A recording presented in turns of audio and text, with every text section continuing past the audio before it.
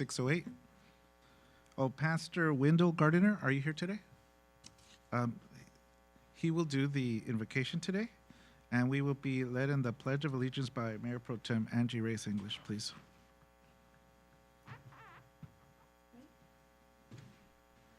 Thank you for inviting me today. Let us go before God in prayer.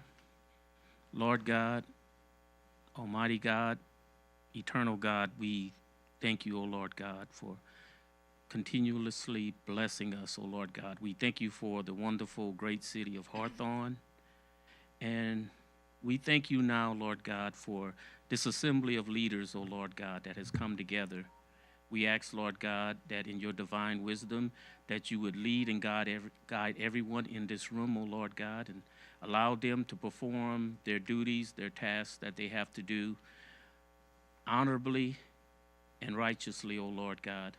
Allow, O Lord God, the reasoning that is needed, O Lord God, the wisdom that is needed, O Lord God, to be within those, O Lord God, who have decision-making and input into all the great things that we look forward to know that you're going to be doing through the people of Hawthorne and its leadership.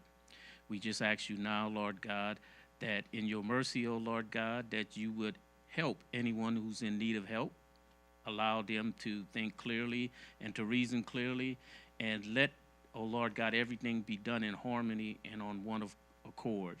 We just thank you and we praise you. In Jesus' name, amen. Amen. Before we start, can we please silence our phones? Any cell phones, please bring them to silence throughout the meeting. Thank you. If you could please stand, and if we could recognize our veterans in the audience. Any veterans? Let's recognize our veterans in the audience. Thank you for your service. Place your hand over your heart. Repeat after me. Pledge allegiance to the flag of the United States of America and to the republic for which it stands, one nation, under God, indivisible, with liberty and justice for all. Thank you. All right, thank you, folks. Thank you all for being here. The roll call, please. Councilmember Manning, Present. Councilmember Montero, Present. Councilmember Patterson, Mayor Pro Tem Reyes English, Here. Mayor Vargas. Here. Everybody is present except for Councilmember Patterson. All right. We have an item on the agenda. Human Resource Director, Ms. Lampkin, can you please proceed?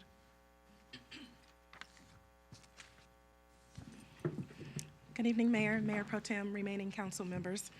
Tonight, we are honoring 8 employees. We are issuing Good Neighbor Awards for their help and service in Hurricane Hillary. Employees, will you please stand when I call your name? Ray Pedroza, Matthew Lindberg, Luis Gonzalez, Jeffrey Lamarena, Robert Daniels, Steve Gonzalez, Jesse Galan, and Philip Diaz. Thank you.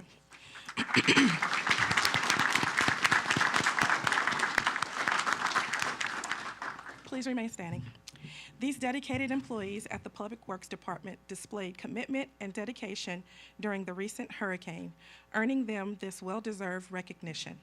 When Hurricane Hillary struck, they voluntarily reported to work outside their scheduled hours to ensure the safety of our community. Throughout the storm, from Saturday, August 19th to Sunday, August 20th, these staff worked tirelessly. On Saturday alone, they distributed over 2,000 sandbags to residents, a task that continued late into the evening with 2 employees staying until 7 p.m. to assist. When the demand for sandbags surged, they promptly coordinated with the fire department, securing additional supplies on Sunday to meet the needs of our community. Furthermore, their quick response to the flooding at the Bridge of Hope was instrumental. They placed they placed sandbag barriers to protect the homes, employed pumps to remove excess water, and maintained a vigilant presence throughout the night, exemplifying their dedication to safeguarding our community. In addition to their remarkable response, our employees consistently go above and beyond. They proactively clean out all the catch basins and conduct routine point checks during the rainy season. This task plays a vital role in mitigating flood risk and maintaining proper drainage throughout our city. By keeping our catch basins clear of debris and conducting thorough inspections, our employees help prevent potential flooding issues, reduce the risk of property damage, and ensure the smooth flow of stormwater during heavy rains like this. Their efforts, including work through the night, demonstrate their commitment to public service and their dedication to the well-being of our residents. This recognition is a small token of appreciation to their exemplary service during a challenging time. Thank you for your service.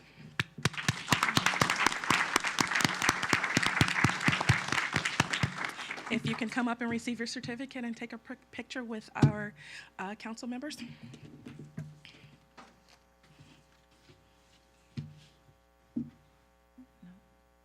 All right, guys, let's go down. Let's take a pic.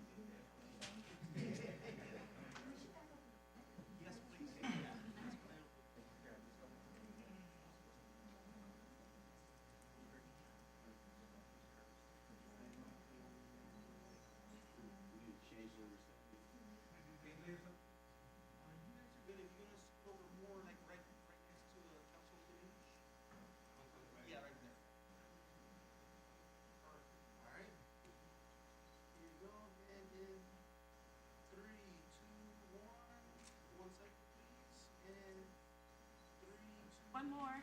Jesse's here.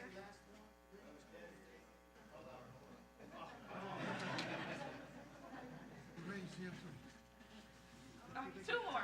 Ray's here.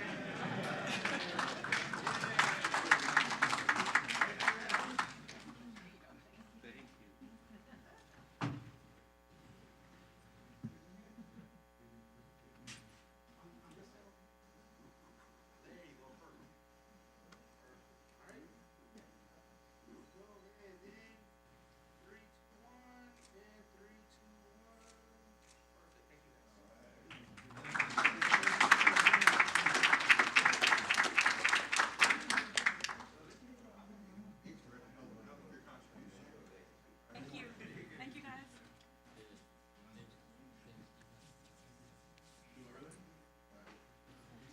Oh yeah, paper, name tag. So early? That's hilarious. Say a few words. Huh? Say a few words. Of course. Oh, they leaving. They're leaving. Okay.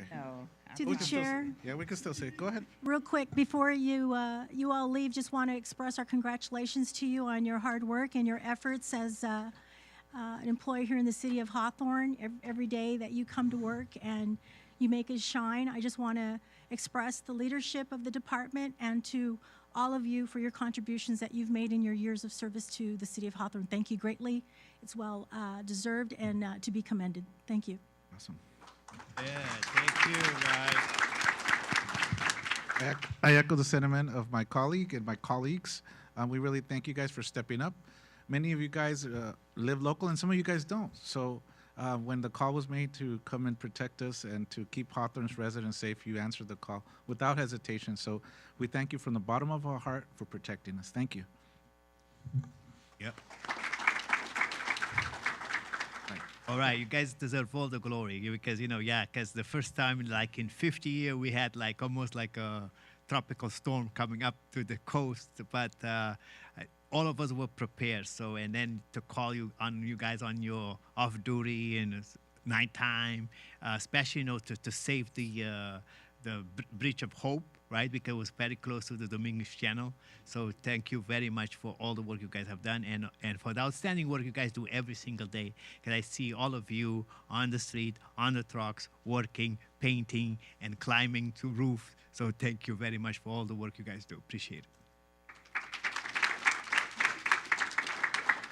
I also want to say congratulations. Thank you all so much for your hard work, and hopefully certificates can show you just a small bit of appreciation for the work that you've done. Thank you so much.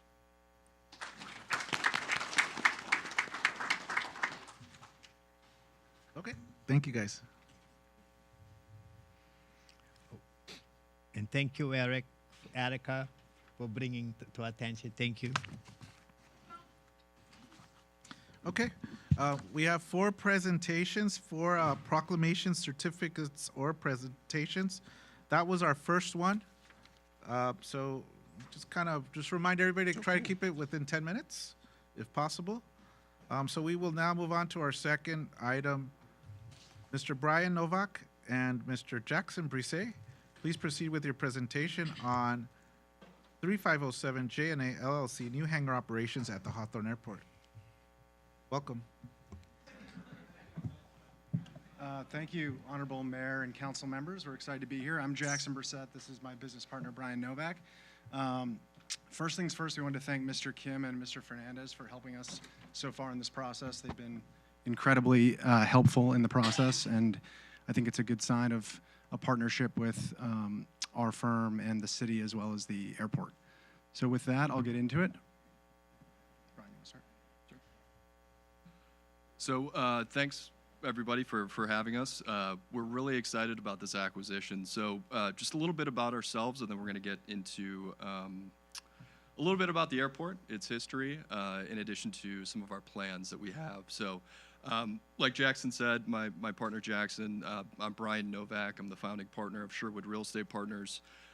We're a investment and development firm that specializes in value-add opportunities. So stuff that requires a lot of operational expertise and capital investment. And then we also have our other partners, UIRC.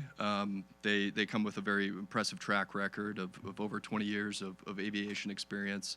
Also recently completed the acquisition of about 250,000 square feet of hangar space down at Long Beach Airport. And then we have Fairlawn Capital, which is an investment management firm based out of the Bay Area. So if we go to a little bit about the airport's storied past, do you want to take this, Jackson? Sure. I don't think we want to bore people with the history of your own airport, but it obviously has a storied history. The terminal building of the acquisition property that we're acquiring was Jack Northrop's original headquarters. And as real estate professionals and aviation experts, we look to celebrate that history and partner with the city and the airport to really, celebrate the past. So yeah, a little bit more about the property. So it was originally built in 1941. The address is 3507 Jack Northrop Avenue. As Jackson alluded to, this was actually Jack Northrop's original hangar. So the city initially built the airfield, which was just a dirt strip, to entice Jack Northrop's company to come to Hawthorne. And this is, a prime piece of real estate we're very excited about. We're buying out of bankruptcy for $13.35 million.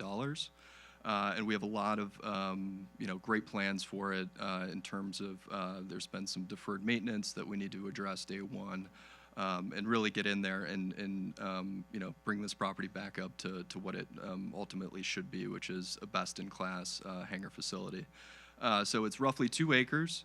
It also has a 1 acre license agreement to allow access to the airport itself. And it's 20,000 square feet of hangar space, 40-foot clear, columnless.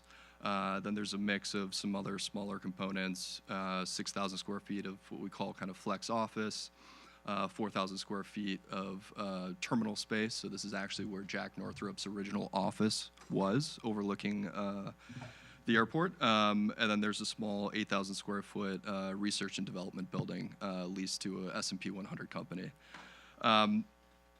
And just a little bit more about kind of the history. So the through the fence is the terminology used, which grants us the license to have direct access to the airport.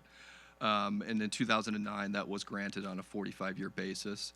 And it was really put in place to kind of foster and continue the ongoing use of the former Northrop hangar, which was obviously what it was built for, to have access to the strip. And then additionally, that agreement was blessed by the FAA. And we're looking for the assignment of that.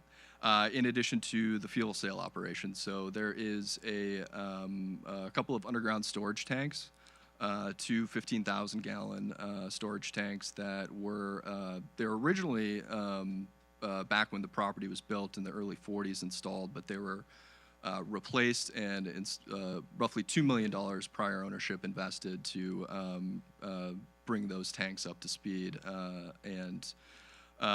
So that agreement it's a 15-year agreement with the city that allows the sale of fuel. Let's see if I missed anything else. Nope. Okay, so future plans.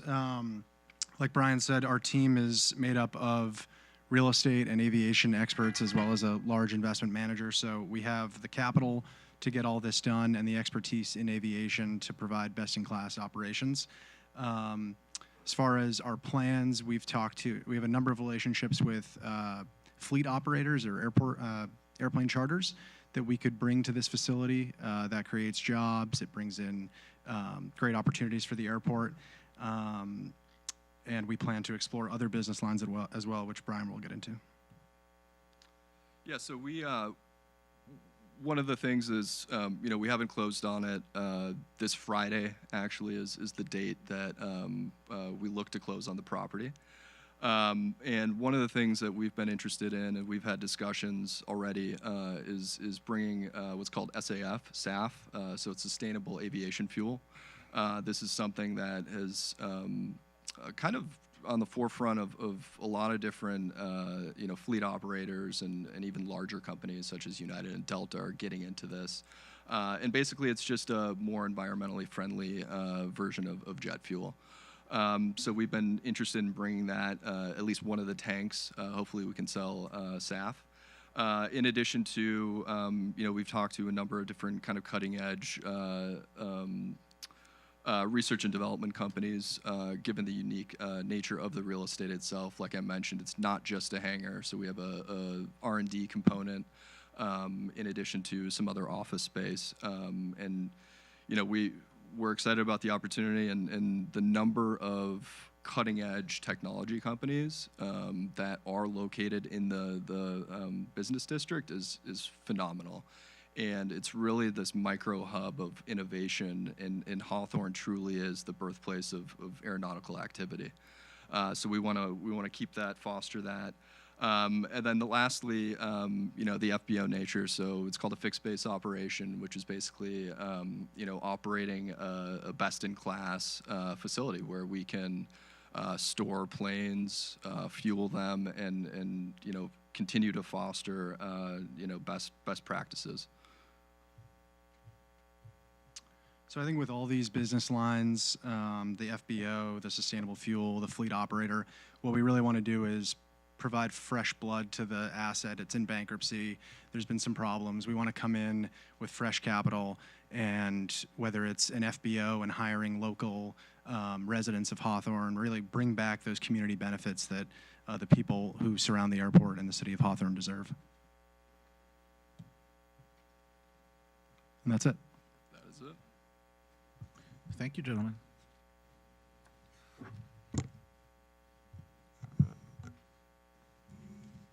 All right. Through the chair. Yes, sir. Go ahead. Thank you for your presentation. It looks outstanding, but I want you guys to, because we welcome new business into Hawthorne because we know we're the city of good neighbors, but you have to make us a promise, right?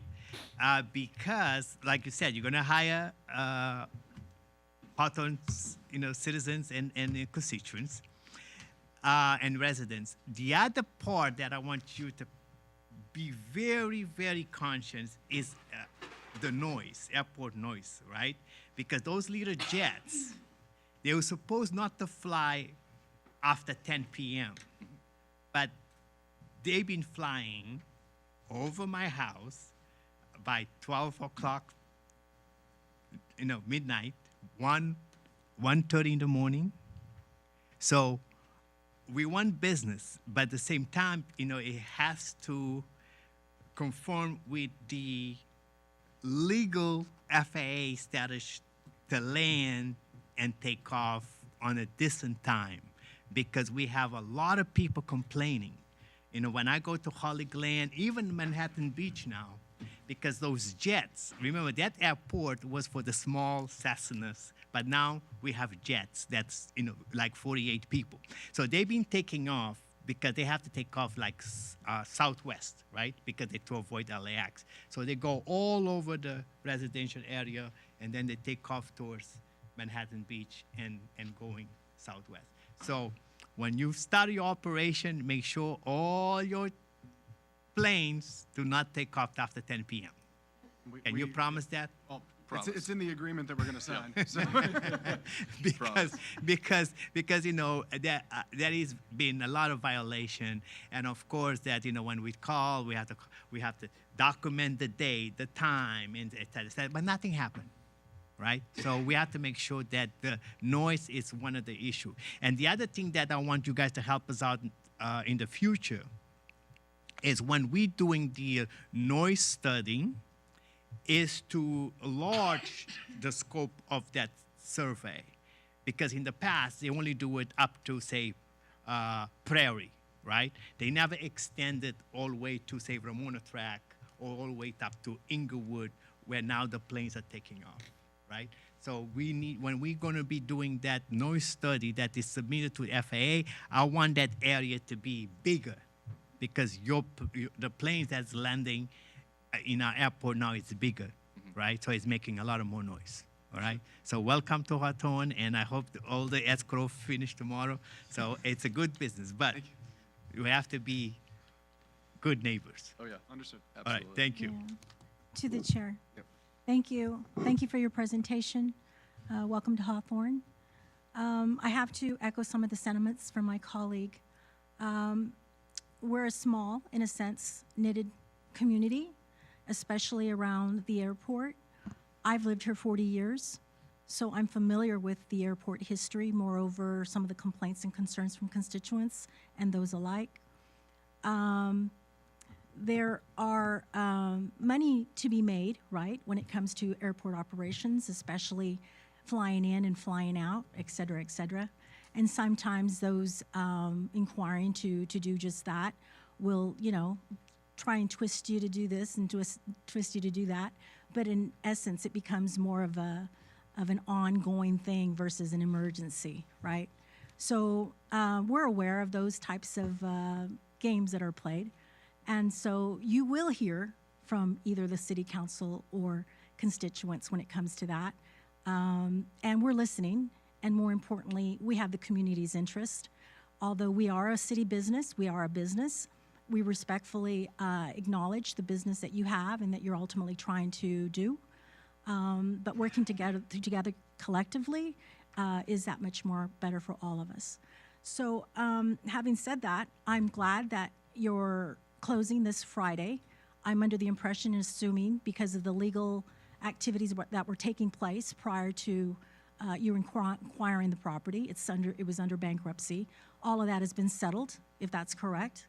Yes. And all the back and forth and the numbers and everything that wanted ultimately settled, has been settled. As long as that's taken care of, I'm good with that. However, that has nothing to do with the city of Hawthorne, right? It's between two entities, independent entities. We work well with Guido. He's our airport manager out there, director. He's our department head, and he's usually the one that's called in with regards to having a report out on the activities at the airport, and more importantly, us giving them either our grievance or our thumbs up. But having said that, there's a lot of activity. We know that because of the new stadiums that are in Inglewood. We also have to be fair when it comes to, the community needs, et cetera, community benefits. You touched on that a little bit, on creation of jobs, et cetera. I truly want and hope that the airport is one that provides that type of environment for those that are inquiring airport jobs or just hospitality jobs or just in general a place to work that's convenient for all. I know SpaceX is very popular. It's taken up a lot of space over in that area. However, it's good to see other businesses such as yours come in and hopefully grow that out again with regards to community needs and community benefits for truly the people of Hawthorne.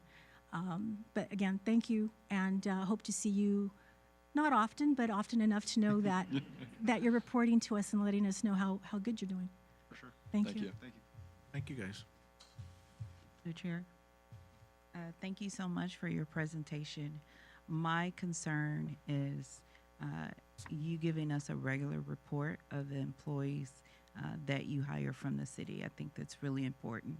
I know you guys are really excited, but I just want to make sure that we are aware of the employees that you hire within our city. Thanks. Thank you, gentlemen. Thank you for being here. Welcome. Thank you very much. Thank you. Next item. Councilmember Manning, you have multi-jurisdictional greening opportunity, Caltrans Clean California program at the 105 freeway. Co-presenter is David McNeil. Go ahead. So David, thank you so much for being here tonight.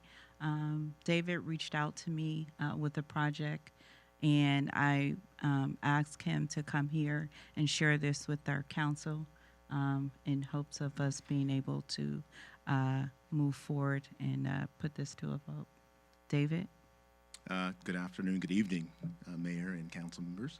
My name is David McNeil. I'm the Executive Officer of the Baldwin Hills and Urban Watershed Conservancy. I am the new kid on the block around here. We expanded our territory just this year in January, and includes now Hawthorne, unincorporated county. We actually go all the way down into Hawthorne, parts of Gardena, parts of the rest of Los Angeles, but this is my first time at your city council member. The Conservancy has a long history of developing parks and open space on behalf of the state of California. We are a state agency. You have a affiliate agency as well, Rivers and Mountains Conservancy, that's down in the south area as well.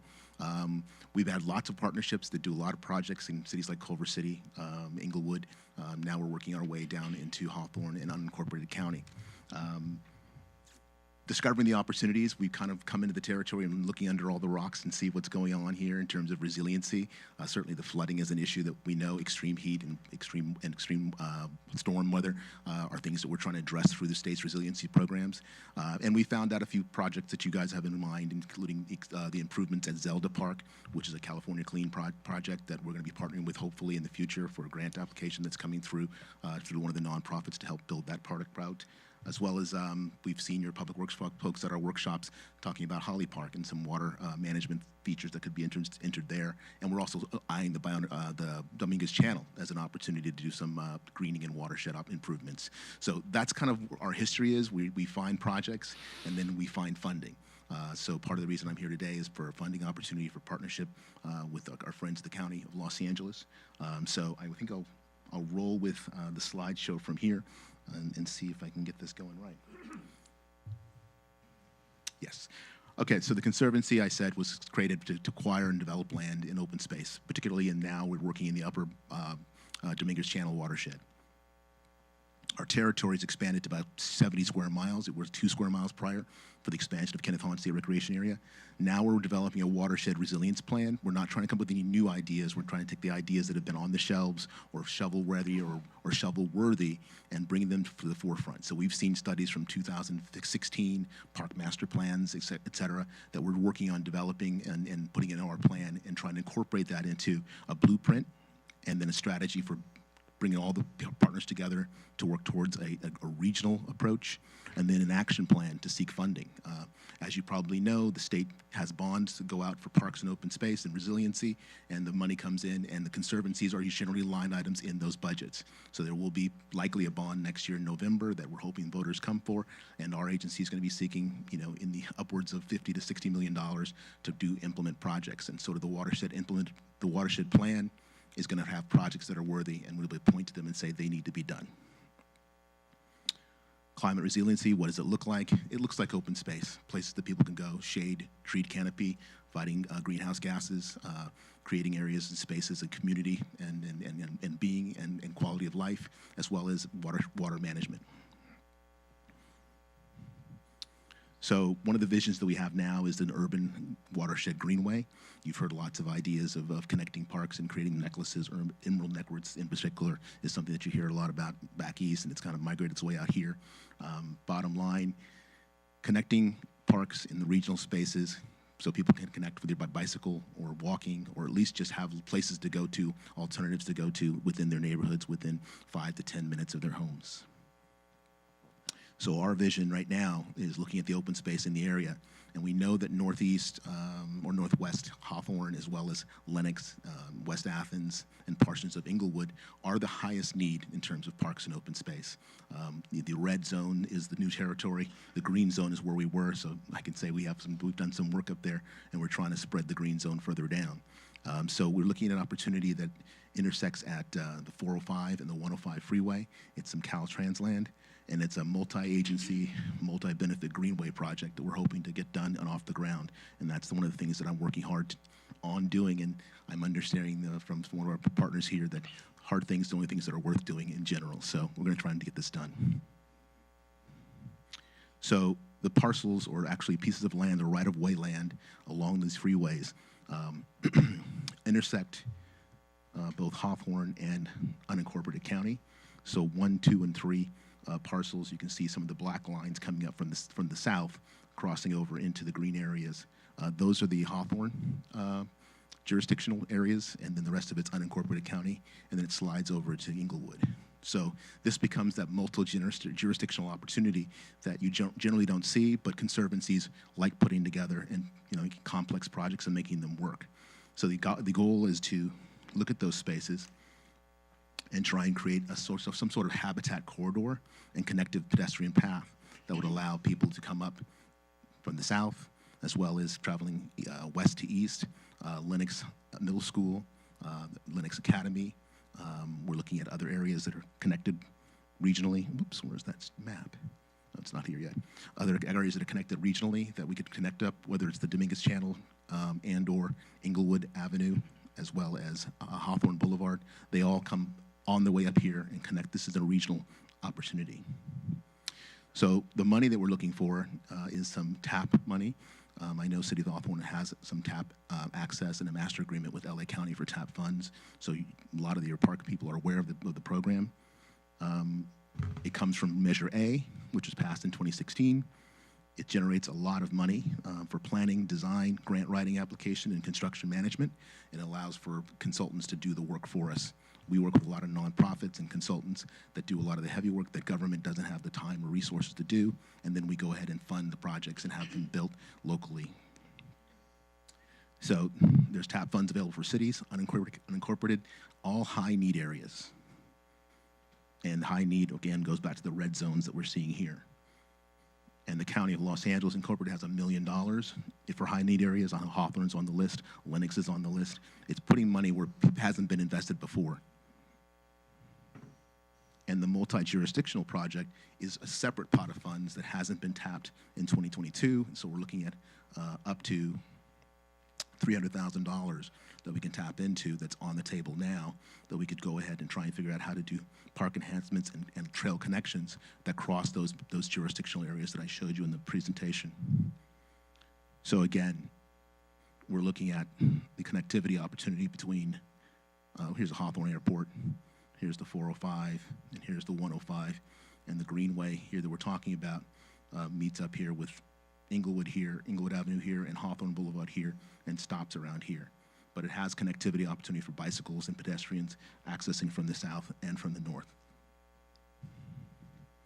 So the money that's on the table that we've identified, as well as these opportunities for projects, comes from California Clean, or Clean California, which is a Caltrans fund that has been spent here in Hawthorne in the past to help green areas. They do art, they do improvements, they do greening, and we want to work with them. They have $500,000 that they're looking at for this project because it's their right of way.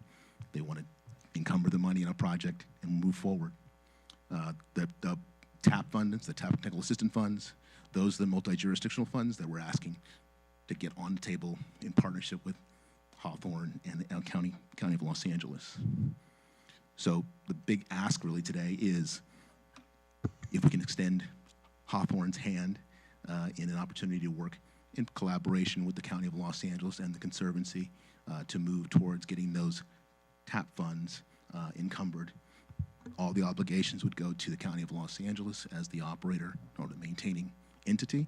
So the opportunity there is just to say, hey, Hawthorne's on board, they're excited about the project, let's do this together in partnership and try and do some greening for our communities and for the local area.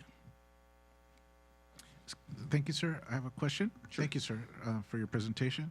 What would that level of commitment cover? What would you need from us on our end? It would just a letter, like Yeah, support, support. general support, or is there so- any other type of resources that we need to pitch in, or what? Ultimately, the majority of, I'd say 85% of the open space is in the unincorporated county, and it's a priority for them. And the county parks director has said, as long as Hawthorne is cool with the idea and just supports it in concept and is a collaborator in the project, that's the commitment we need to move forward, because they would be responsible for operations and maintenance, and California, Caltrans is responsible for cleaning up and setting the stage for the design development project, which is what the TAP funds would go to, a community outreach design process that would be regional, and that's all. And the only reason I ask you is because we're very well aware what our limitations are with regards to green space here in the city. Every development that comes before Planning Commission and before the City Council, we're always trying to negotiate the green space aspect. So it's very challenging, and we know we're just kind of built out to a certain degree when it comes to those opportunities.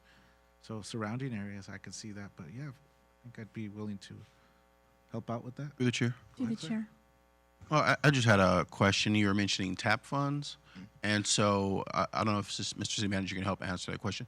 Are these funds that we currently receive and have discretion to use, or these funds have nothing to do with us? I did meet with the city manager, and we had the conversation.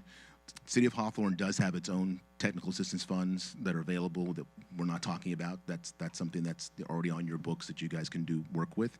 These funds are the multi-jurisdictional funds under TAP A, or under Measure A, and the opportunity is to seize those. Other cities could do the same thing, but they don't have an agency like ours coordinating that effort to get the 2 or 3 multi-jurisdictional agencies on board to move forward. So I think we're ahead of the curve. There is up to $500,000 in that pot.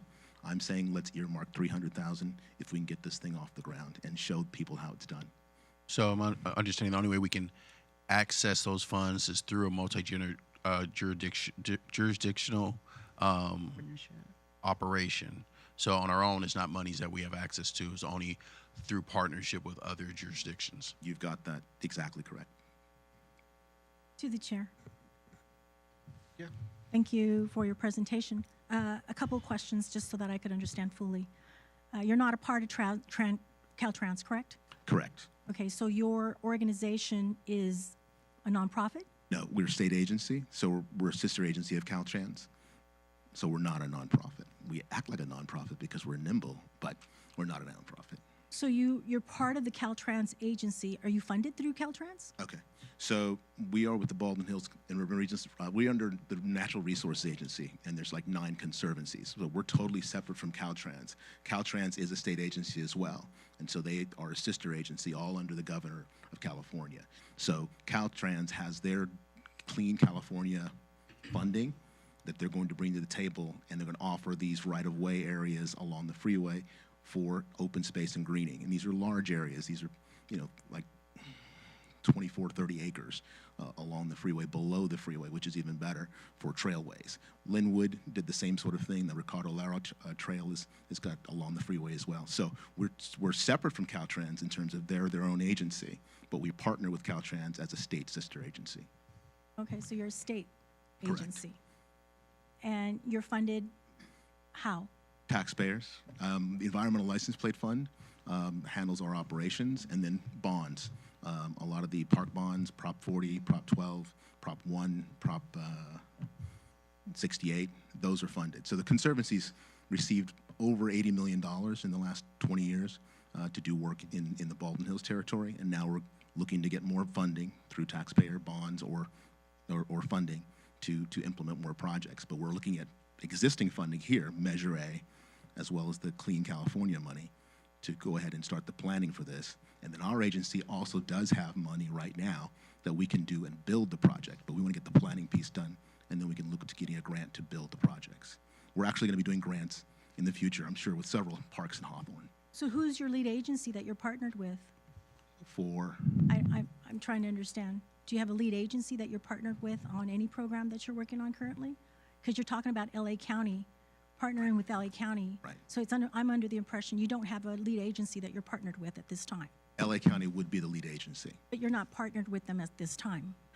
Until for a multi-jurisdictional project, until we have the other jurisdiction saying, yes, let's go ahead and forward, we aren't partnered. But once you guys say, if you do choose to partner, then I can say, all right, county, let's lead on the TAP funds. So they, as the TAP funds, they would be the people drawing it down. They would be people reimbursing, and they would be people hiring the consultants to do the work. So you would need a municipality agency to be the lead agency so that you could go to LA County and say that you have a lead agency? But the other way around, they're ready to be the lead agency. In order for it to be a multi-jurisdictional partnership, it can't just be them. So they have to say, oh, Hawthorne is interested in doing this, not as the person that's going to sign the agreement, not as the person that's going to maintain and operate, but they are supportive in general of the idea of doing this open space project. So it's pretty simple.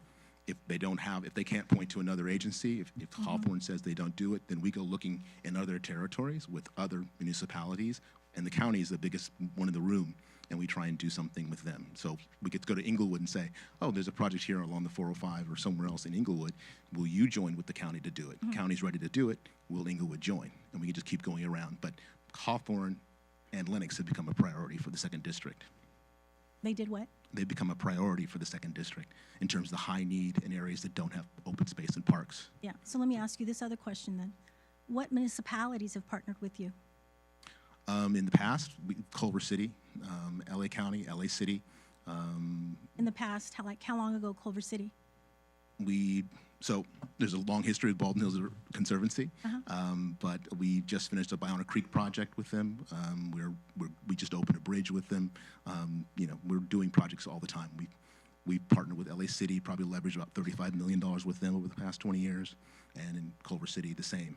It's just, like I said, we're new to this area, and we're coming in trying to offer the services as a priority to communities that haven't been served in the past, and try and get money to areas that haven't seen it.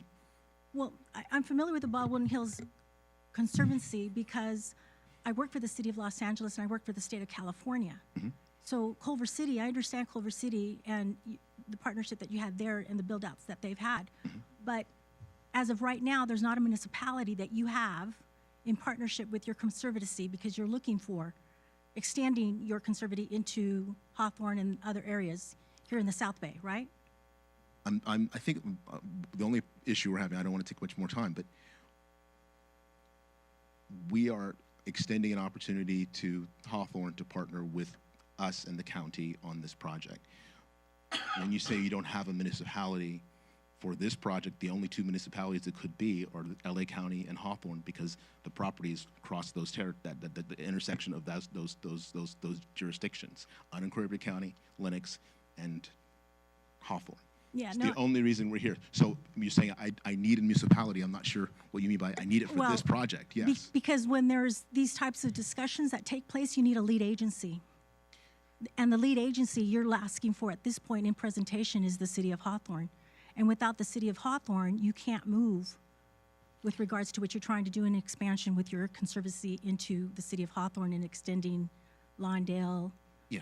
Other areas. So Uh, that's what I mean by lead agency. Well, I guess we'd have to define lead agency. So if you're saying without the consent of Hawthorne, certainly the project does not move forward. That makes you the lead agency in your definition.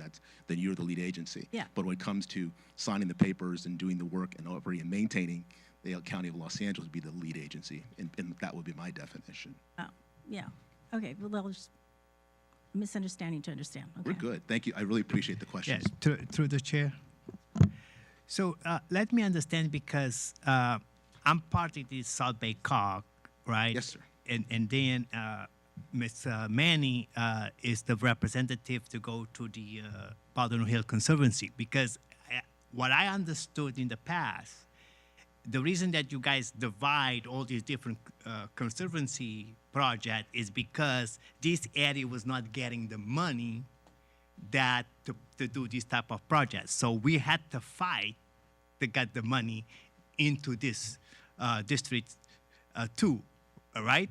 Correct. All right. So now this is an opportunity for us to create some projects, some green space, or some more parks. And I'm very interested probably at the Dominguez Channel, because you know how that is so abandoned and it's trash. It's a lot of stuff going on in there. So I would love to see, bike paths and greens and trees in that. So I understand what Ms. English was trying to say, but at the same time, because I was part of that discussion at the South Bay COG, all the 16 cities, that brought this attention to all of us, because the money was going towards Santa Monica, Sierra Nevada, Santa Sierra- Monica, Tahoe, exactly. everywhere that wasn't urban, and that's where the urban watersheds conservancy. Exactly. So I have to say, thank you for coming tonight and explain to us, and thank you, Ms. Manny, because yes, we do need those dollars that come to our community, especially the unincorporated areas and Hawthorne, because like you said, we have a red zone that we need more green space, we need more bike paths, especially I said the Dominguez Channel and the 405 and it goes all the way to 105. So I'm going to give you my blessing to say it's a good project, and I'm looking forward to work with you. Very much appreciated, council member. Any more comments? All right. Oh, just I definitely support it. I would just want to make sure that staff has opportunity to review it and give their comments on it, and make sure that they hash out those details. We'd be very happy to work with the city manager and public works and county park and the parks staff as well. Thank you, sir. There's concurrence to move forward. And to the Thank chair, you. basically it's extra dollar that we need to grab. So far, we're talking about other people's money, and Yes. it's all come in this It's not direction. So Hawthorne's that's the money. goal. Yeah. Thank you. Thank you. To the chair. So can I move a vote before we move forward? I have a concurrence. Okay, thank you. No, it's not on the, It's not on- it's not on the agenda for Okay, a vote. but you have concurrence to bring it back as an And agenda give a item. direction. Okay, So it's essentially the same thing. city manager, can you please bring it back? Noted. Thank you. Thank you for bringing this forth. Okay, Steve Nakata, a final presentation. Let's try to limit this to 10 minutes, sir. City Hall and Public Hall presentation, architects, and something I recently announced at the State of the City, Surprise. a new and improved Thank City you. Hall space, Civic Center. And these are the architects who will make this all happen. Thank you, Mayor and City Council members. My name is Jacob Rodriguez. I am the principal at LFA Structural Engineers. We have teamed up with landscape architect and executive architect Nakata and Office of Design of the design landscape. And we were brought on board a few months ago to do a seismic retrofit design for the City Hall building with the vision of maintaining this building not just up until now, but also for the next 100 years. And with that, we started talking about possible ideas for additional design options. And thank you, Mr. McNeil, for that introduction, because we're also going to present bringing in more jobs, more landscape opportunities, and things like that. And with that, I'm going to leave you with the principal of Nakata Partners to talk more about the design. Steve Nakata. Okay, that's what I was going to ask. What's his name? Oh, Nakata. All right. Thank you, sir. Go ahead, sir. Honorable Mayor, honorable council members, I thank you for this opportunity. And I think it's actually apropos that, we're at the end right now presenting. So I just want to say that if you look at the slide, this is, Hawthorne is amazing. It's got just good bones. It's centrally located. It's framed by infrastructure of the freeways and surrounded by neighbors that I think can contribute to the businesses. And what we're going to show you today is how how its centrality and the good bones of the city's infrastructure can actually make this project, this City Hall that you presented earlier, a catalyst, okay, for future development. From this slide, you can see the adjacency to Hawthorne, downtown Inglewood, downtown LA, Playa Vista, LAX, with all within the proximity of Hawthorne as being the hub of South Bay. This diagram here kind of shows how you have this intersection between commerce and civic. Okay, it's a very unusual that you can actually create an extension and actually have the namesake of your city be your address, the boulevard here. So this black diagram shows the retail edge of Hawthorne Boulevard and how we're going to be proposing that it captures the new City Hall with a civic park. This is the civic park. It's an extension of the existing City Hall with a park of about 90,000 square feet over a parking structure. The existing Bank of America building will be repurposed into a public hall. It could be a food court or have some other public components to it, but part of it, again, is to be catalytic and to stimulate retail activity as well as pedestrian activity, as well as other forms of, let's call it, gathering that's going to take place in this, on this site. There's an extension to the City Hall. There's this repurposing of the Bank of America building. There's also a parking structure below the park, about 230 cars, okay? These are some imagery. This is just a teaser of what you're going to be hearing from my colleagues, but this is the City Hall, the park, how the park can be used in the evening, and this is the view from the new council chambers. And this is a summary of some of the components. Parking structure is about 240 spaces, both for public parking, the police station, and special events to be held at the park. The City Hall expansion with the new council chambers, additional office space, and seismic upgrades is about 20,000 square feet. The new public hall, or repurposed public hall, is retail and restaurant space of about 10,000 square feet. And then the new city park will be for special events, concerts, and festivals up to about 3,500 people. Okay, and that's not unlike some of the events that you see in green spaces like at the Rose Bowl and other events. And when I say Rose Bowl, the parks surrounding the Rose Bowl. Okay. With that, I'm going to give it over to Thomas Acosta. He's the project architect. Thank you, Steve. Thank you, Mayor and council members. So what we see here is a view of the new project with City Hall, the park, and the new public hall off to the left. So speaking about the individual components a little bit, here's an aerial view of the City Hall, public hall, and park. And you can see how the project really enhances the 3 street frontages of the area, Hawthorne, 126th, and Grevillea. a quick look at the parking plan. So as mentioned, we have capacity for about 140 cars, and we have 240 cars with the entrance off of 126th, as well as some elevators that take you directly to this new City Hall extension, as well as the public hall area.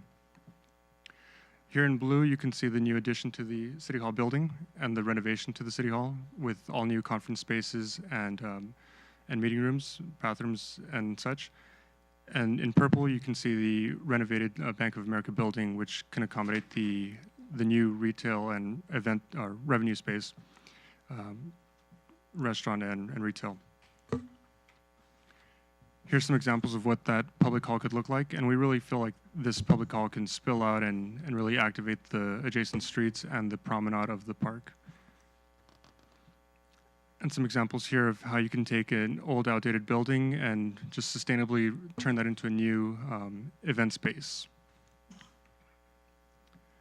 Here's a look at the second floor with a new reimagined Public Works Department, Community Development Department, and all of this overlooking the public park. And moving to the third floor plan, here's where we have the new council chambers. And so all of the council spaces have a great look of the new public park. And the council offices also share a private terrace that's off the backside of the new council chambers. On the roof of the public hall, we have another event space, screening opportunities, outdoor dining, and again, sharing that view of Hawthorne Boulevard as well as the new park. Here's a few examples of what the new council chambers could look like. Just a new, improved, fresh update to the chambers themselves, as well as some updates to the city spaces and the conference spaces that could be utilized by city staff. A few building sections just showing the stacking of the program, so you can see the park or the parking connecting directly to the City Hall extension, as well as the public hall building in the former Bank of America building. And so with the new face to City Hall, we took some inspiration from the colonnade at the police department, and we wanted to reinterpret that in a new modern way with new materials and really promote transparency from the city to the community. A few diagrams of how we arrived at the proposed design, and here's how that design would look as the backdrop to the public park and the public hall building. Hi, good evening, Council. I'm Esther Margulies. I'm the landscape architect on the project. It's a pleasure to meet you, and it's a pleasure to be here on Parks and Open Space Night, obviously. So thank you for having us. And I'd like to tell you a little bit about the park itself. We heard earlier from my esteemed colleague, David McNeil, that this is a park-poor community. There's not enough open space here to serve all of your residents, all of the good neighbors of Hawthorne.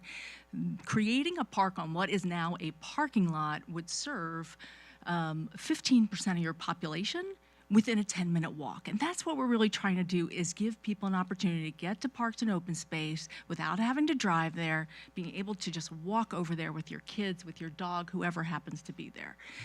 This is an amazing opportunity to create an open space that's flexible, that can be an entertainment venue, that can serve your people in festivals. You need a place for your people, your neighbors, to get together and get to know each other. And this is an amazing opportunity on top of a parking structure. So there will be gathering spaces, there's seating opportunities, there's all kinds of things that can happen here, and we're thinking about this day and night. Here's a view, might be a Saturday afternoon. There might be some kind of a gathering happening in the park, people hanging out at the public hall, grabbing that cup of coffee that is, I know, is not available within walking distance of City Hall. Okay, all of you people who work here and meet here, wouldn't it be nice to have a great restaurant, a great coffee shop right here at the Bank of America building? This has been something that we've looked at throughout this quick study is, do you have enough room for an entertainment venue and how many people might it hold? So we looked around, we looked at recent projects in Santa Monica and Long Beach, and we feel very confident that you can fit a pretty sizable venue here in the city of Hawthorne. We looked at other examples in Northern California. You can do it with very structured seating. You can do it with just an open lawn. Everything is going to work just fine right here. And actually, there could be multiple venues. You could have a stage set up which you'll see projecting or having a concert that's oriented towards the Bank of America building, or you could do it in front of City Hall itself. It's a very flexible space. Along the boulevard, Hawthorne Boulevard is a monumental boulevard, and it deserves to be the front door of your city and City Hall, and it deserves to be a beautiful garden there. I mean, we're in California. We can make an amazing garden. So why not have a beautiful rose garden along Hawthorne Boulevard as your entrance? And a shaded trellis if you're waiting for the bus or walking along there. Great opportunity. Of course, we're thinking about sustainability. And actually, this is one of the only times I can think of where I can justify planting actual real grass, because people will use it. People will want to sit there. Kids will want to throw a Frisbee. It is going to get a lot of use, and it really, actually, it provides evaporative cooling. So it helps us to avoid the urban heat island effect. But we have an amazing range of native plants, of drought-tolerant plants. I promise you we can have a beautiful garden here. So during the daytime, could be people who are on their way here to City Hall, stopping by to grab a cup of coffee at the former Bank of America building, or just spending the afternoon. At dusk, you can see other activities could be programmed on the big open lawn. And at nighttime, this is when the space can really come alive. Concerts, outdoor movies, all kinds of special events. Hawthorne becomes a place to go, a destination. Hawthorne Boulevard, a destination. And your view in a meeting like this from City Hall, looking out over your beautiful front door, your beautiful park. Thank you.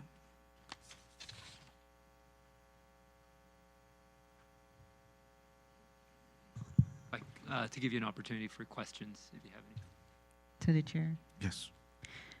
This is so amazing. Oh my gosh. I'm already dreaming about being here. I've already prepared an event, our concert, summer series concert. I already see it happening. But two things I wanted to know, whether it includes EV stations and also a place where people could bring their pets. Absolutely. Okay. Having worked with other cities in the past, or even private developments, it's required to have EV stations, but particularly since it's going to be shared use with the police department. You may have fleet services. We haven't had meetings with the different city departments, but we will have EV stations. And yes, Esther can design a wonderful dog park for you. Oh, any pet, really. Bring your pet. Parrot. I saw a parrot here. I saw a woman across the street with her parrot. Really. I mean, but that's part of the input we need, is what are the city's needs. What we've shown you is really a diagram, some ideas. Now we get more specific. Thank you. Through the chair. Yes. Thank you very much. Yes, I have to agree with Ms. Manny. It is a beautiful project. And that's what we need, more green space. And one of the things that I want you guys to think about, I want this building to be a completely green electrification, all of those beautiful things, because, you know, Hawthorne, we're part of the Clean Power Alliance, right? 100% green energy. So we want to make sure that we model what we preach to our constituent. So make sure that this building is a green, energy efficiencies, even if you know, start thinking about the solar panels or all that kind of stuff. But I know I want those roofs. I want access to those roofs. So don't take that away, because this is reminding me when about a few years back in New York. I watched moving on top of a rooftop of one of those buildings there. So this has been a long time ago. So it's good to bring it back here into Hawthorne. And I'm excited because, yes, we need to make Hawthorne Boulevard a destination that people will stop instead of driving through to go south, right? And then we need them to stop and enjoying Hawthorne and have, like you said, good time, like movies, or concert, or even a farmer's market, or all those kind of beautiful things that happens right in the middle of a civic center. So this is great, and you got my blessing. Yeah. So just to add to the two comments from the council members, you know, You mentioned sustainability, you mentioned park, and events and everything else. It's about showcasing the people.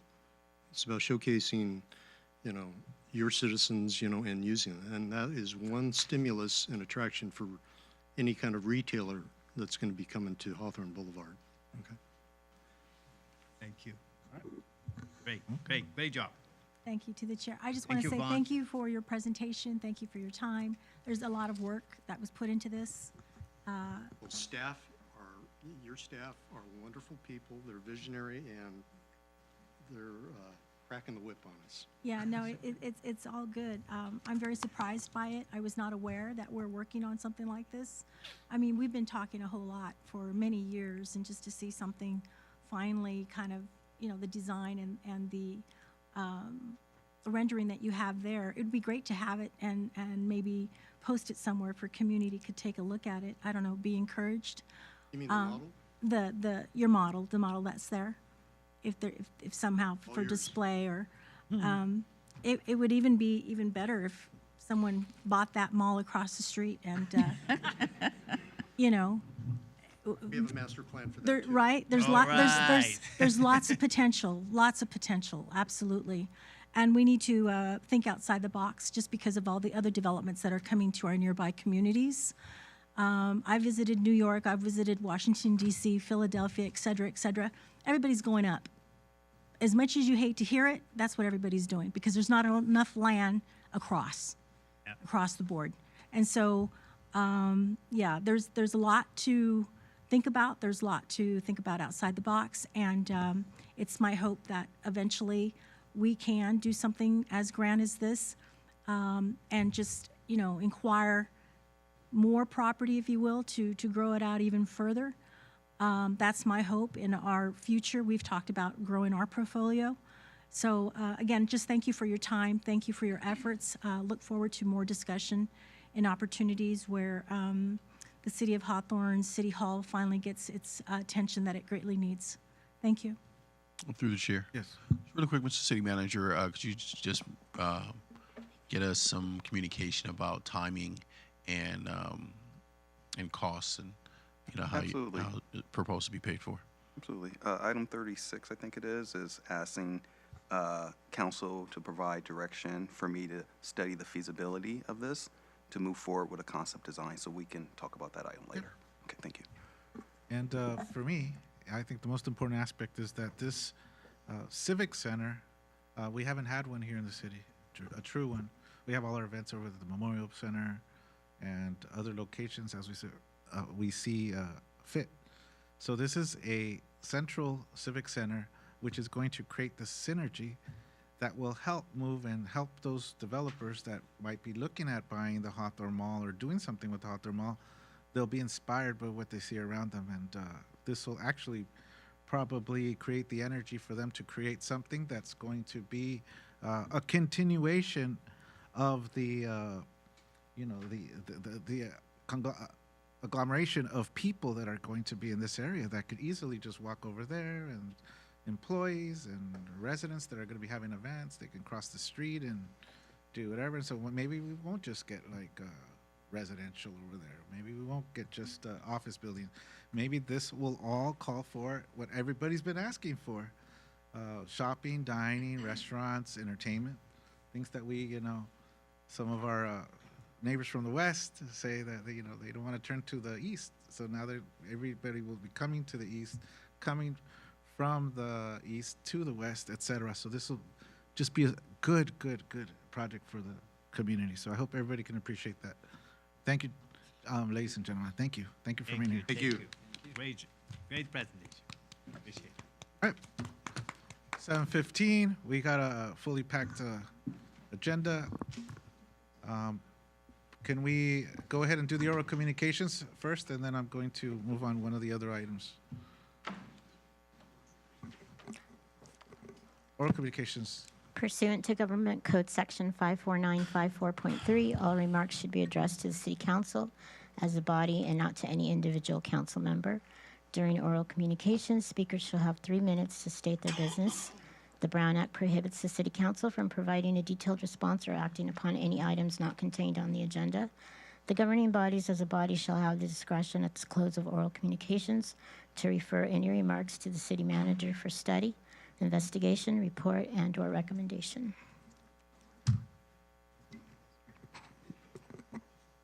Okay.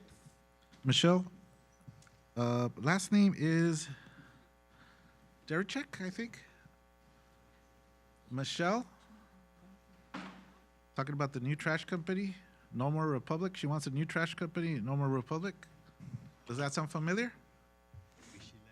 Michelle is the first name, please. 13325 Grader. Okay, I don't know. She sounded like it was in capital letters, so I want to make sure she doesn't get mad at us for not calling her name. Faye Johnson, Veteran Affairs Commission, President, I believe. Is that correct, ma'am? Okay. Thank you, Mayor and City Council members. Faye Johnson with the Veteran Affairs Commission. We wanted to report out and ask for support on a proposal. In keeping with our mission to be an advocate for veterans and active military members and their families located within Hawthorne, the Commission is proposing the implementation of a recognition program consisting of banners to be positioned on Main Street on a time frame to be determined in honor of our active military and veteran members in our community. Most of our surrounding cities have these banners for their military, and they don't even have a Veterans Commission. So we're asking that our proposal is that the following honorably serving or honorably discharged retired members would be eligible for a display, and we broke them up into categories. Category A is your currently active military members. Category B are the MIA, which is missing in action, POW, and killed in action. And Category C is your retired veterans, your retirees and your veterans. We're asking for the city would fund the banners for Category A and B. C would be funded through fundraising, family, and the veterans themselves. And we're asking that the city install the banners for us once we get them. What the Veterans Commission is still working on is gathering information on the number of Category A and B members that are located within our community. We're also obtaining estimates right now on that, and we estimate maybe around 20. We don't know for sure, though. We're still, once the word gets out, more people are going to want to take advantage. And the banners are costing, they range from $80 to $150 a piece. Typesetting and design fees may be charged, but some of the companies that we've already reached out to, they're veteran-owned, and they're willing to forego the cost of that and donate it since it is a military, in honor of the military. We still need to determine the size and the hardware, and this requires a conversation with whoever's responsible for the light pole banners within the city right now. And Erica Lampkin is helping us get that information. She's been very good for the council, by the way. We really appreciate her. And we've now gotten a head start on some fundraising since Commissioner Orleman discovered a satchel belonging to Neil Gaffney with fundraising and veteran contacts and other valuable information. So once we have more information, we'll bring that back. But what we're looking for tonight is the go-ahead. Well, not tonight, but whenever you guys decide to give us the go-ahead, because we don't want to do the work if you guys aren't going to support it. That's a lot of pressure right there. The way you said it. I'll buy my own banner, but Okay. not everybody can afford that. So since there aren't any lengthy responses, can you agendize that as an action discussion item? I can, if the commissioner can provide me additional information which you presented tonight for the staff report. Thank you. And a a good display of what that would look like are the banners that we have right here in front of City Hall. Yes. And that's exactly, I think, what we've envisioned, along with you guys as well. And the hardware is expensive, so if we know how much hardware we currently have and can we use that hardware, how many banners it will support, but I just need that contact person. But Erica is awesome. She's been really good for the commission. Okay. Very brief comment. Mr. Mayor, Councilwoman? I do have a question. Okay, go ahead, sir. What dollar amount are you requesting? You mentioned that you're looking for funding, but you never mentioned how much funding you're looking for. Right. We're still gathering that information, but it's time consuming, so we don't want to move forward with it if it's not going to be supported by the council for us to do something like that. We need to know a dollar amount. We have a lot of questions, so we have to be agendized. Look, can you, agendize it as a By then I'll action have- discussion item? By then, I'll have better numbers for you. Because my understanding is the other cities just have sponsorship from the families of current veterans, serving veterans. So we might want to decide. Yeah, and I did reach out to El Monte and Torrance and Lomita, and they all fund it themselves. The city pays for them. Thank you. To the chair. City manager, can you make a $300 donation from my nonprofit to them? Thank you, ma'am. We'll bring Anybody it back else? as a discussion action item. So. Okay, this is a good idea. We wish we could discuss it right now is the Okay. thing, but we can't because it's this Okay, oral thank you. communications. Thank you. It's a good idea. Yes. Michelle? Who wants a new trash company? Michelle? Okay, gone. Okay, is there anybody else wishing to address the city council? Please form a line. Hello, council. I'm back again, same safety concerns I'm having regarding parking. In front of my resident, there's a blind spot coming out my driveway. I addressed the council several times and to no avail. We haven't moved forward. We haven't did anything. And I just want to know what should I be doing? What should I do in regards to my safety concerns? We haven't come out there, right in the community. It's my residence. I'm coming out of that driveway. I have 3 tenants coming in and out that driveway with children. I don't want, I'm coming up here and it's like I'm falling on deaf ears, but it's, so what advice do you give me to handle this the proper way?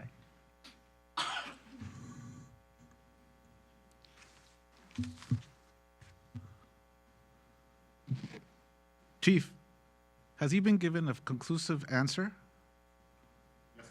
Okay, that's it. That's been conclusive. It's not going to change, sir. I know you've come here like probably 10 times, but you've given a reasonable answer from our police chief and our safety personnel. It's not going to change. So you could keep on coming back up if you want. With all due respect to the police, the assistant chief came out to the residents and he said he agreed with what I said. But with all due respect to the chief, he hasn't even come out. He hasn't even spoke to me. He said send him an email. I sent him an email. I did everything he said, but he hasn't communicated with me. So I don't understand how did he come to a resolution, a conclusion? Yeah. So it's conclusive, sir. That's not going to change. You've already been given a conclusive answer. From the chief? From our police department. Thank you. And Public Works. Thank you. And who else? Manager. And the city manager. So all of them have responded, sir. Thank you.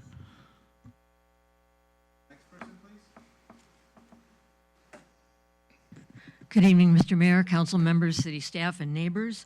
I have concerns on a couple of different agenda items tonight, and since we're limited to 3 minutes, I'm going to talk fast, okay?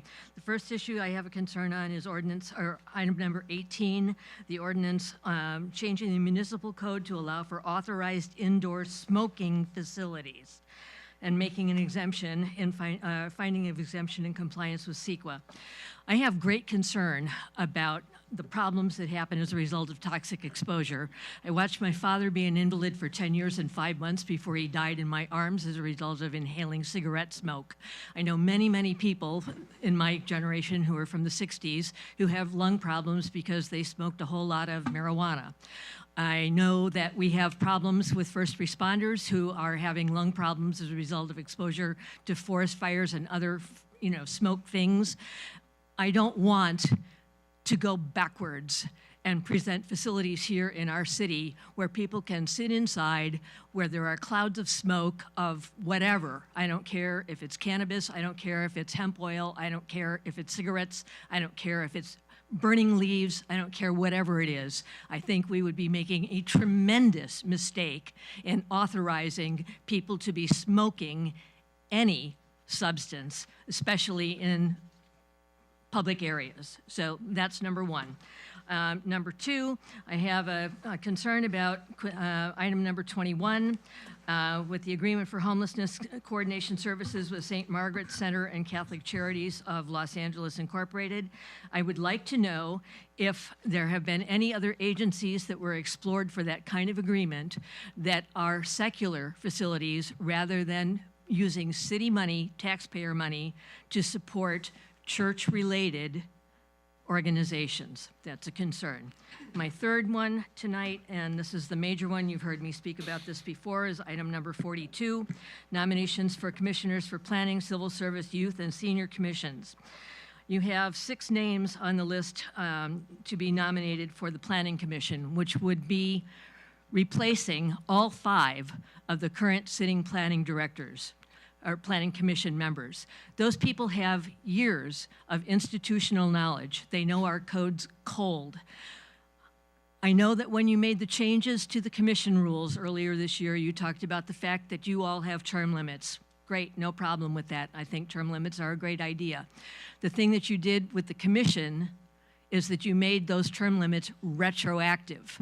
So out of the 25 sitting commissioners at that time, 21 of them are termed out. What you're talking about doing tonight on the Planning Commission is removing every single established member who has years of institutional knowledge about our city, and I think it's going to be catastrophically bad if you don't phase in people coming into these commissions.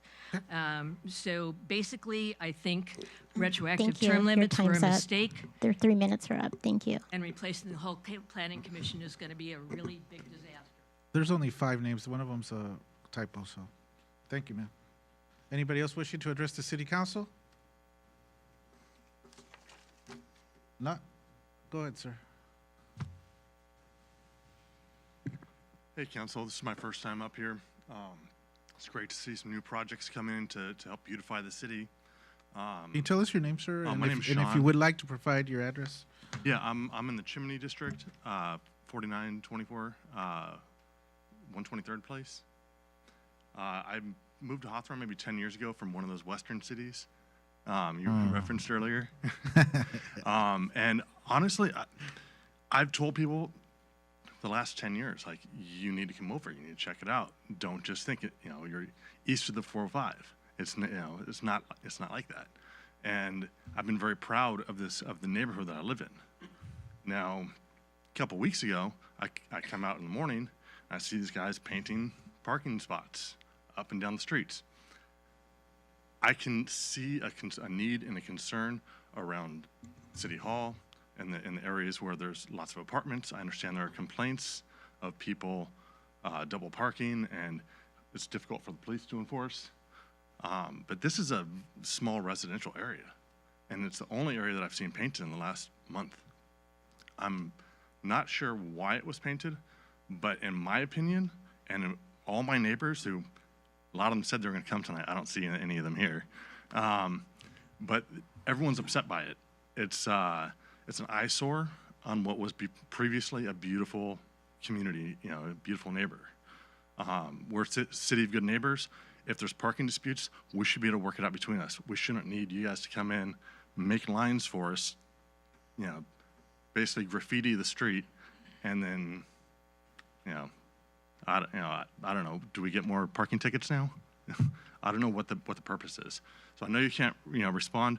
Thank you for listening, and I don't know if that'll ever change, but let's keep this going forward of the beautification of the city, which we can see is on your agenda.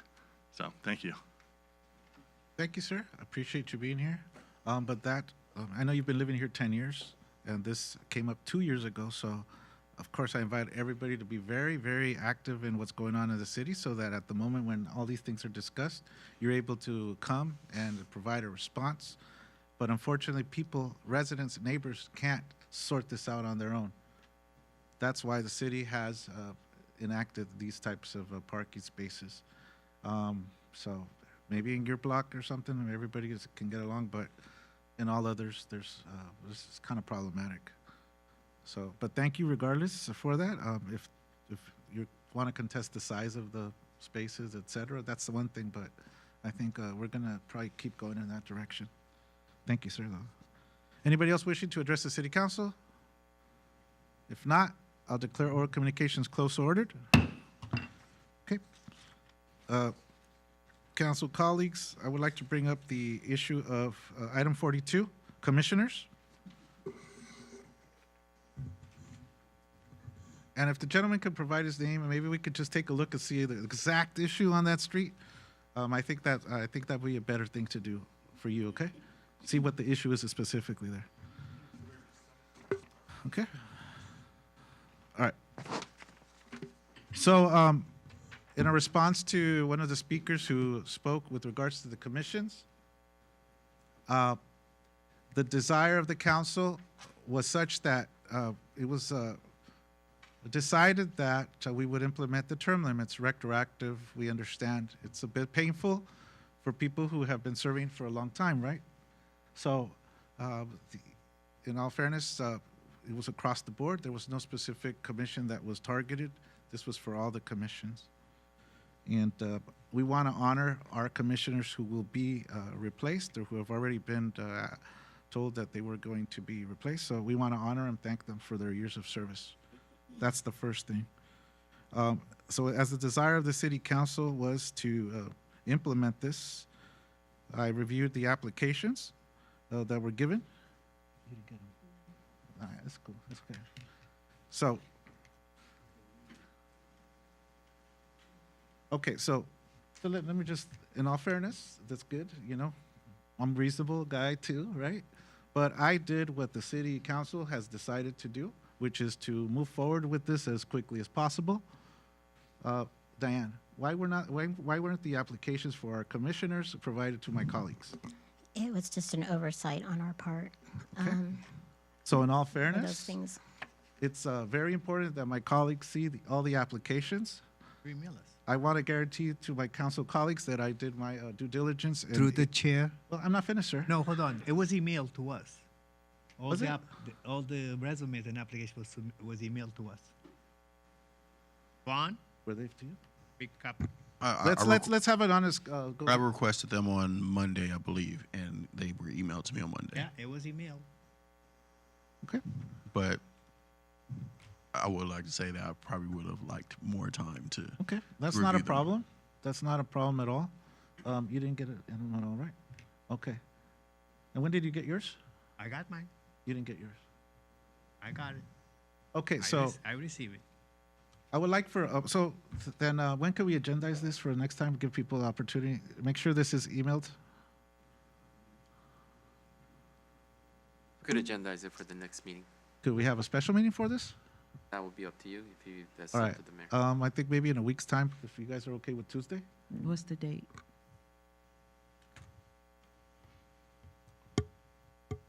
Tuesday, 12 plus 7, 19.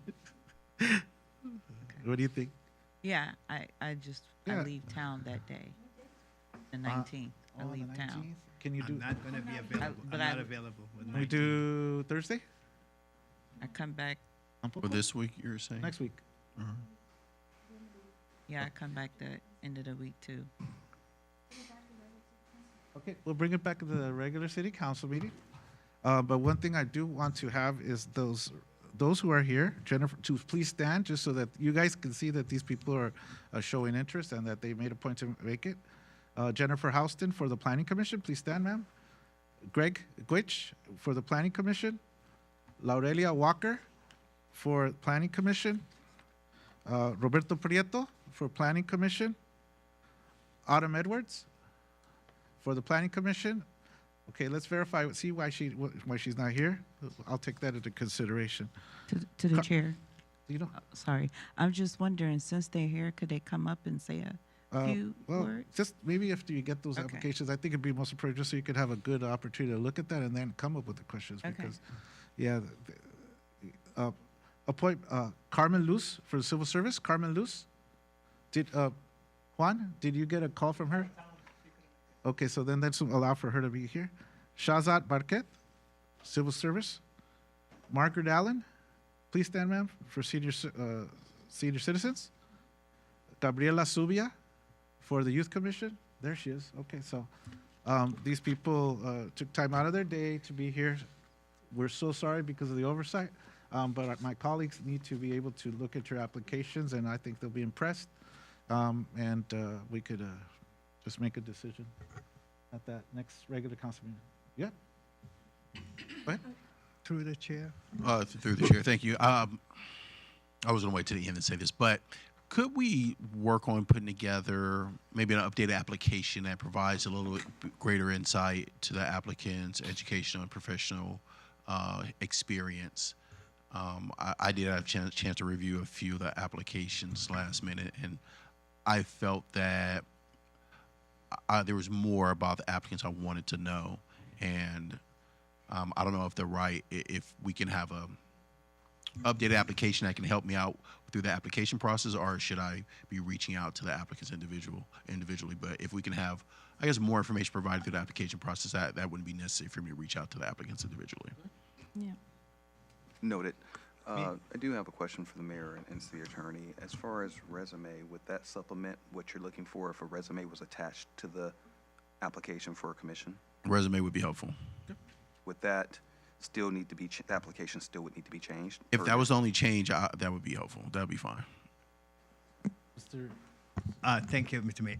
The other thing that I wanted a clarification, right? So let's say that is a former commissioner from another commission. Can they apply for another commission position? Like say they're going from the planning to civil service or to the Yes, Park they and Rec? could. As long as they sit out 90 days, they could apply for the same commission. But if you've been serving in one commission and you want to apply for another commission, you don't have to sit out 90 days. That's as the ordinance is written. Thank you. No, to the chair. Thank you, Mayor, for that. I think it's important that there is transparency, but moreover, that there's an opportunity with ample time for us to review the applications. I did not get the applications. I think this is the first time in a council meeting that we're actually having dialogue with regards to who can see the application, because for a long time, there's never been a review process or allowable time. It's just been straight appointments without even council members' comments. So I think it's important that we just also revise and make the request that moving forward, that this types of appointments would require for applications to be reviewed by the whole body as a board. And that it's also important that it's included in appointments across every commission position. And as members requested additional information for the application, that be included as well. Thank you.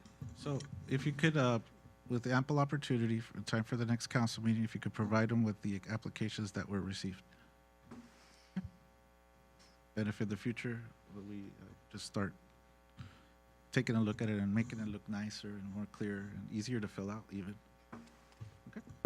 Thank you, guys. So in terms of these applications that were received, am I receiving direction to leave those as is, moving forward with new applications, or are we asking for these applications to be resubmitted? Look, you know what? I'd like to see more. The reality is, guys, you know, everybody was pushing to get this stuff done. We're here. They fulfilled what it is. I think we should just I move would like to forward. make the direction for future applications, but the current applicants, if they do have a resume they would like to submit, I would appreciate it.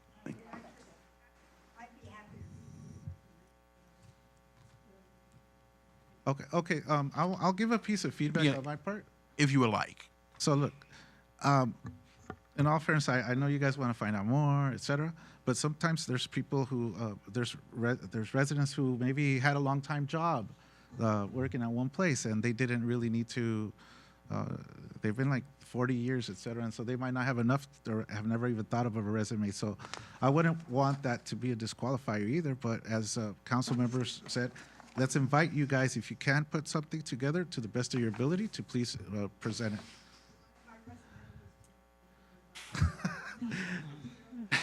I mean, I'm just being honest, guys, you know? There's some good people out here, and maybe not everybody might not know how to do a resume, but try the best if you can, and if you're able to. That's a reasonable request. Is that cool? Yeah? All right. To the chair. Yes, ma'am. In lieu of the resume, if they can't do that, maybe they could just do like a small bio. Yeah.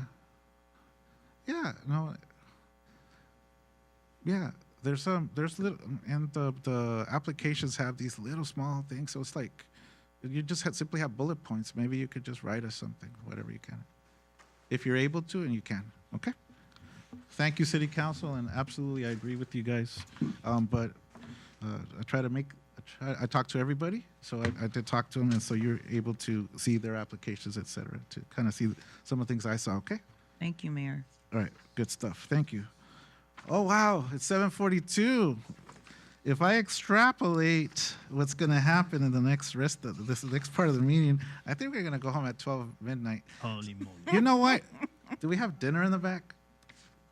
I think we might as well just start planning for the breakfast because we're going to probably be okay. And so for our commissioners, we're so sorry that there was that oversight, but you guys being here is proof that you are interested and you doing what it takes to show the city that you're interested. Okay, so we're going to give you ample opportunity for that date to know when to come back. Okay. Yeah. Awesome. Thank you so much, ma'am. All right. It's wonderful. I'm very pleased. We'll proceed with the regular city council agenda. Madam Clerk, your items, please.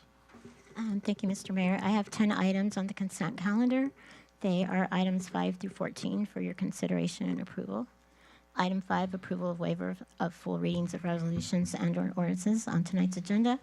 Item 6, approval of city council meeting minutes for the regular meetings of July 25th, 2023 and August 8th, 2023.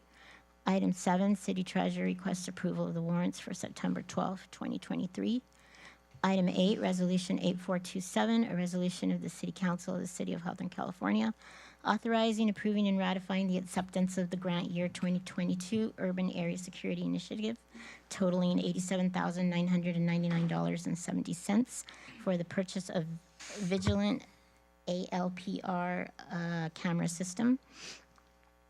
Item 9, resolution number 8428, a resolution of the City Council of the City of Hawthorne, California, authorizing certain designated City of Hawthorne officers to order the deposit or withdrawal of monies from the Bank of the West BMO account. Item 10, resolution number 8429, a resolution of the City Council of the City of Hawthorne, California, authorizing certain designated City of Hawthorne officers to order the deposit or withdrawal of monies from the local investment agency fund. Item 11, resolution number 8430, a resolution of the City Council of the City of Hawthorne, California, authorizing the destruction of Section 8 housing records over 3 years old for February 1st, 2012 through December 31st, 2019, pursuant to resolution number 8430, City of Hawthorne Housing Authority Records Retention Schedule, and pursuant to Government Code Section 34090 and 24 CFR Section 908.101. Item 12, resolution number 8431, a resolution of the City Council of the City of Hawthorne, California, approving and authorizing submittal of application for grant funds for the California Strategic Growth Community Resilience Center program and execution of all necessary agreements and amendments. Item 13, resolution number 8432, a resolution of the City Council of the City of Hawthorne, California, proclaiming September 15th, 2023 through October 15th, 2023 as Hispanic Heritage Month in the City of Hawthorne, California. Item 14, resolution number 8433, a resolution of the City Council of the City of Hawthorne, California, consenting to the assignment of Through the Fence Agreement and concession agreement for aviation fueling operations from Chapter 7 trustee in the bankruptcy case of Hawthorne Hangar Operations LP to 3507 JNA LLC for adoption. To the chair. Okay, let's go. Yeah, I want to pull some items, please, for discussion. You ready? Oh my God. Oh my God. Mayor Pro Tem. Yes, of course we are. I just have a question with regards to item number 10. Okay. I have a question with regards to item number 13. I want to also take a look at Strategic Growth Community Resilience Center program execution on that. Which one? That's item number 12. Okay. Yeah, there's a lot of people out today.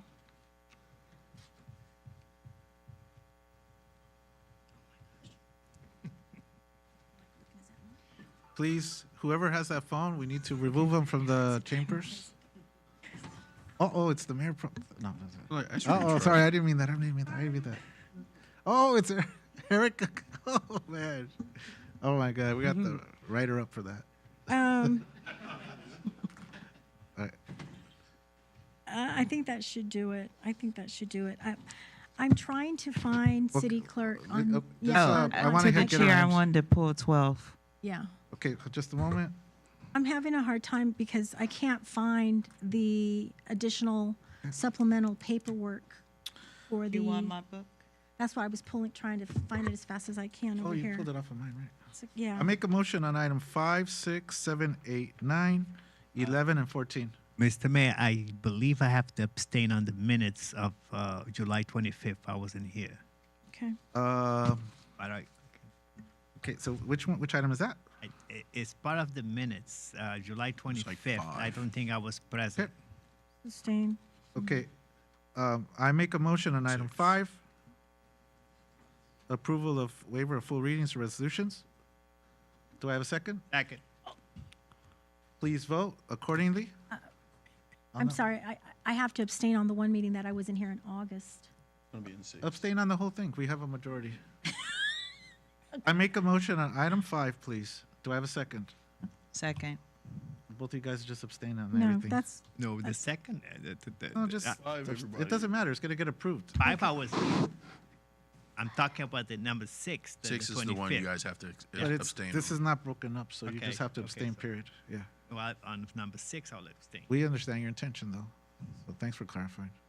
Please vote. at least we noted it. Did everybody vote? Yeah. Dan? It's like, oh yeah, that's right. Wait, Vote reflects. what happened to abstentions? You said that number 5. Okay, just 5. The 5, I can It's vote. noted, just listen to the recording, you'll know who abstained. Okay, so I make a motion on item 6. 6. Please vote. No, I abstain. Just abstain when needed. Thank you. Vote reflects Councilmember Manning, Patterson, and Mayor Vargas voting yes, and Council members Race English and Alex Montero abstaining. I'll make a motion on item 7, 8, 9, 11, and 14. So move.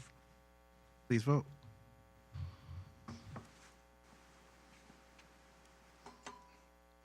Vote reflects Mayor and Council voting yes. Please begin discussion on item 10. Mayor Pro Tem? Yes, thank you so much, Mayor. Felice, you're here, right? Just in the agenda bill, it's asking for authorizations persons to execute the LAIF documents, right? But your resolution's asking to add additional people, and then it mentions something about a request of agency address change. Is there a reason why there's a request to execute an address agency change? I mean, we're the City of Hawthorne, it's the same agency address, isn't it? It's in the discussion on 1 of 2, agenda item 10. And it's because of the bank bank address, not the City of Hawthorne address. Okay. Okay. And we're adding our new city treasurer to the signers. Okay, but you still have like 2 people, right? Right, we have Mr. Norris and myself were included in the last approval. Right, okay. Was that it? Yep. Through the thank you. chair. Yeah, Just go curious, the city treasurer hadn't been on these accounts? Not up on until this now? one, not on this one. And the bank is, because they just did their transition into the new BMO name change, that's why we're having to redo these. Thank you. Thank you. Let's correct that, make sure everything's cool. I move on item 10. Second. Please vote.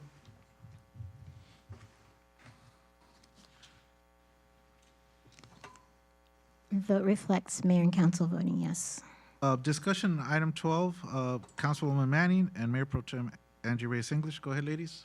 You could go ahead. I just wanted to mention how excited I am about this project. I talk about the importance of our seniors and making sure that they're well taken care of. And so this particular project is very exciting.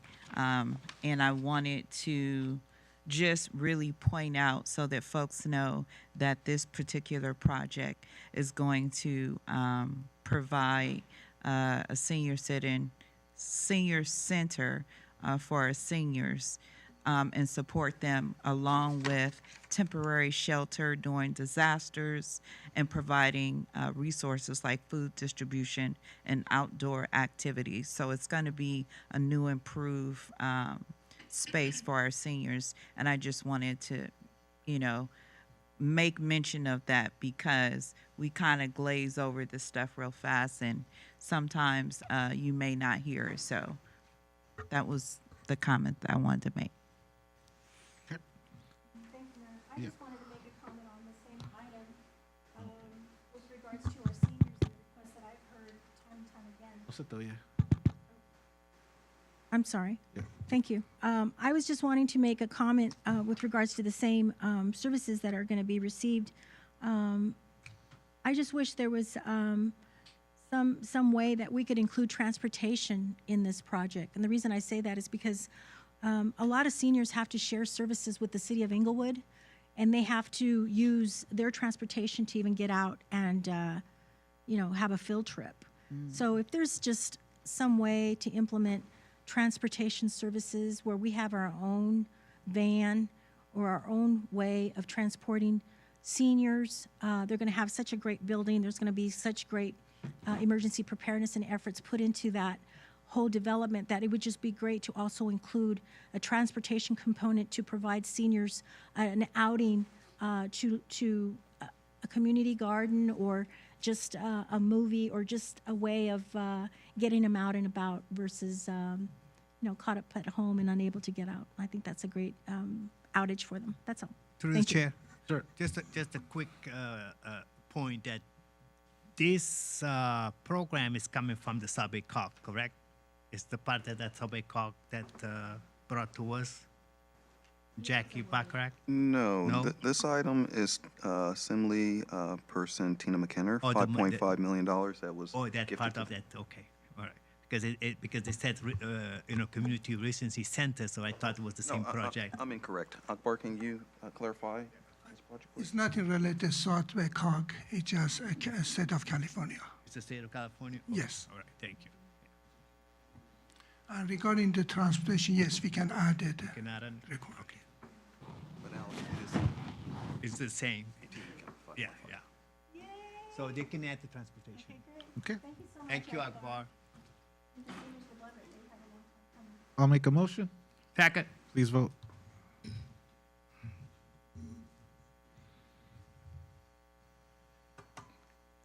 The vote reflects mayor and council voting yes. Thank you. Thank you, Akbar. Item 13, discussion, Mayor Pro Tem. That was, you pulled it for discussion. Yeah, Hispanic Heritage Month is, a very proud opportunity, especially here in our state of California. All of our events that we've had in our community just reflect the great diversity that we are and have. I'd like to see if maybe we could do something with the Rec and Parks Community Center with regards to a Heritage Month. Not, I wouldn't say a great big event because it's costly, What's the timing? but Look where we're at. yeah, I would like maybe something maybe towards the end of the month to bring the community together to celebrate our rich Hispanic heritage.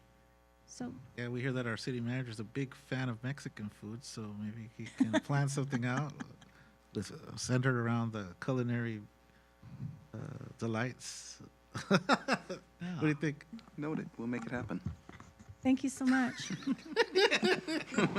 Si, senor. Hey, oh, he speaks Spanish too? Oh, I'm impressed. Hey guys, I mean the reality. Food trucks and tequila. So look, the reality is, just my piece of, I mean, the city of Hawthorne's 52%, 55% Latino. It's just, that's where we're at. And a lot of people of mixed heritage. So I know we're celebrating.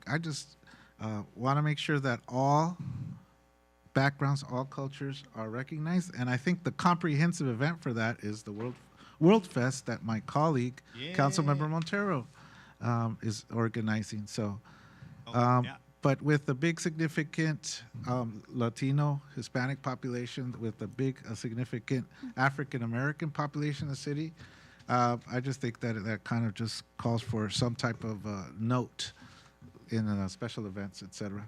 Just because of that. But I just want to let everybody realize that everybody's celebrated here in the city. Okay, I just wanted to say that in particular, in case there's been some nasty emails that I've gotten, and it's like so astounded, and it's like I cannot believe I've gotten these things.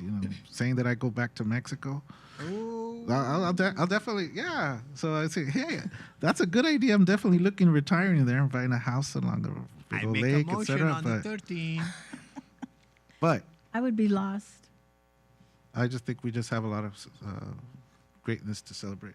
I saw a superintendent in the audience, and I think that would be great to partner with our schools and our children and have a great collaboration of performers and musicians, and bring out some restaurants to contribute and give us some of their treats. And I think it would be great. And even if it's outside of the month, because we're late to the party, October 15th. we can still kind of do something. Yeah, through October 15th. Right, thank you. And have some Zumba Okay. dancing. What, salsa dancing? Yeah. I'll make a motion. Yeah. Second. Please vote.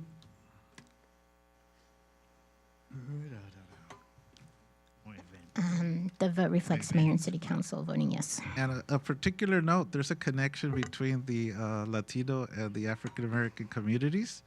A lot of the music that's in Latino culture, like salsa, cumbia, merengue, those all come from African roots. Definitely so. There's that deep connection. So just in case anybody saw that, anything different. Mm-hmm. Next, we have a bid opening. Madam Clerk, can you go through those numbers, please?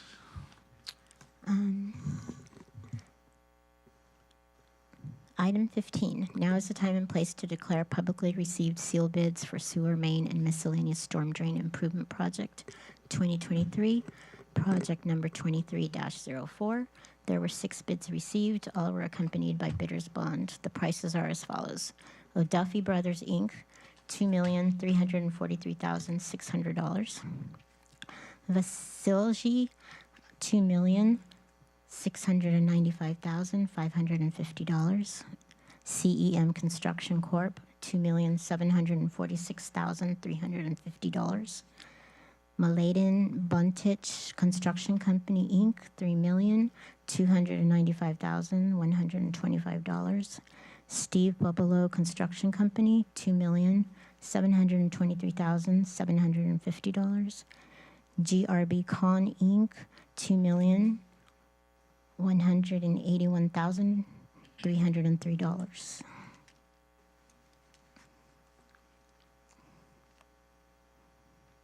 Make a motion to refer to the staff. Second. Please vote. I think it's because we're hungry, right? Yeah, Yes. And the vote reflects mayor and council voting yes. We're going to go through the next item, but just realize I can sense some of our residents that are out in the audience kind of already getting tired. Yeah. Can you guys bring out pillows for them? Let's They're go. complaining. Bring out Dr. pillows for them. You have to go back to work in the morning, Let's 5 go. o'clock. Just bring out pillows so they can stop complaining. Give them some coffee or something. We done? Come on. Next, we have second bid opening. Item 16, now is the time and place to declare publicly received sealed bids for Hawthorne Memorial Center HVAC system upgrade, project number 23-08. There were 5 bids received. All were accompanied by bidder's bond except for Desert Mechanical, Inc. The prices are as follows. FM Thomas Air Conditioning, Inc., $3,106,260. Desert Mechanical, Inc., $4,831,848. AC Pros, $2,898,000. Pardes Air, Inc., $2,423,000. Excel Mechanical Systems, Inc., $3,851,902. So Partis Herring, it's 2,426,000. Yeah, I think you said 23, just for the record. Yep. Okay? It's not the end of the world, it's just a small note, okay? I make a motion? Second. Please vote. The vote reflects mayor and council voting yes. Next, we have a public hearing. Madam Clerk, item 17. Item 17, now is the time and place for a public hearing on the draft 2022-2023 Consolidated Annual Performance and Evaluation Report, CAPER, for the Community Development Block Grant, CDBG, and Home Investment Partnerships Home Programs. No written communications were received. Recommended motion. The staff recommend that the City Council, 1, conduct the public hearing and receive comments on the draft 2022-2023 Consolidated Annual Performance and Evaluation Report, CAPER. 2, approve the 2022-2023 CAPER for the Community Development Block Grant, CDBG, and Home Investment Partnerships Home Programs. Number 3, authorize the city manager or their designee to submit the 2021-2023 CAPER to the Department of Housing and Urban Development HUD. I'm sorry, there was a typo. Submit the 2022 to 2023 CAPER. All right, just please, Mr. City Attorney, can you please make the note on those corrections? Item 2, 2022 to 2023, and item 3, 2021 to 2023. Is there anyone wishing to speak on the topic? If not, I'll declare the hearing closed, so ordered. So I make a motion to approve the draft 2022-2023 Consolidated Annual Performance and Evaluation Report, better known as the CAPER, and the Community Development Block Grant, CDBG, and Home Investment Partnerships Home Programs. I make a motion on those. Second. Please vote.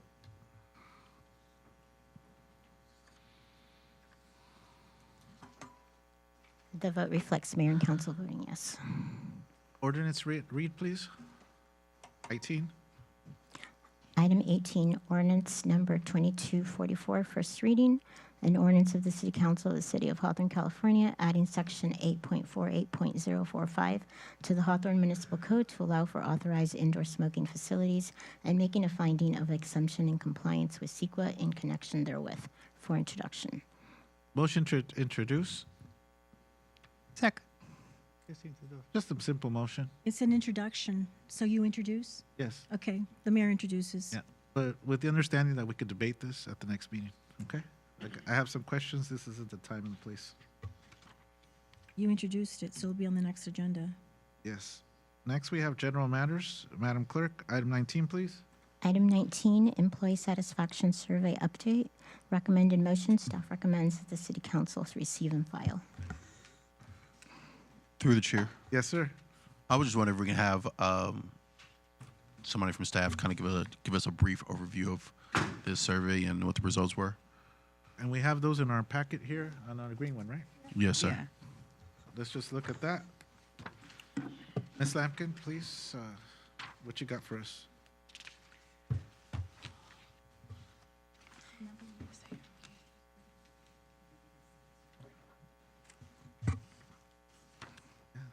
A ver qué pasa. Why they put my name on it? My name on it. Oh, okay.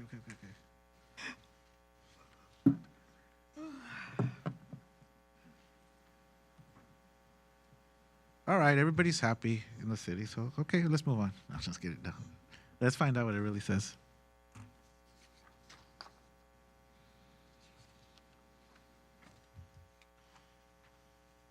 Oh, wow, this is so serious. Okay,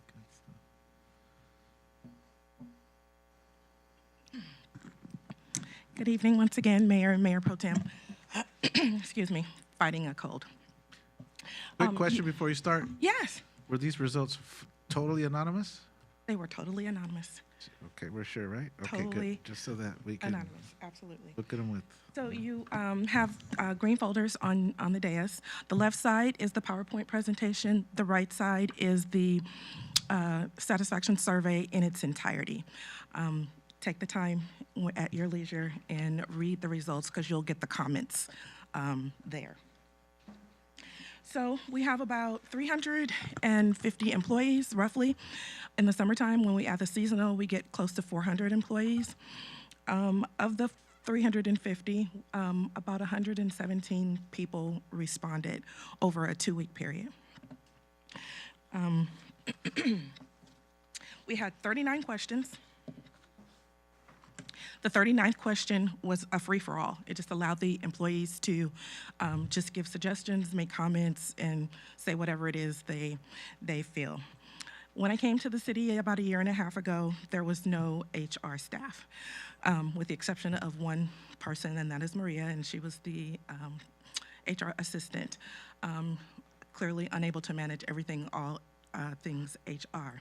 So these kinds of things, this process, this survey is an opportunity for me as the HR director to gauge where we are from an employee standpoint so that I can help and create things for the staff in a way to help their tenure here as an employee for the city of Hawthorne. So the PowerPoint is just a snapshot. It's not all 39 questions. It's just a few questions that I would like to highlight.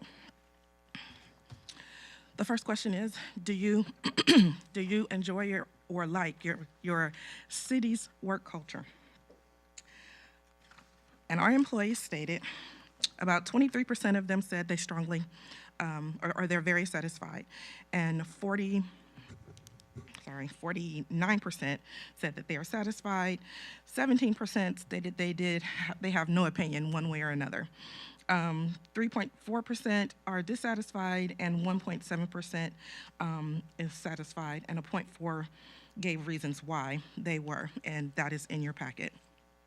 The next question is, do you feel valued as a city of Hawthorne employee?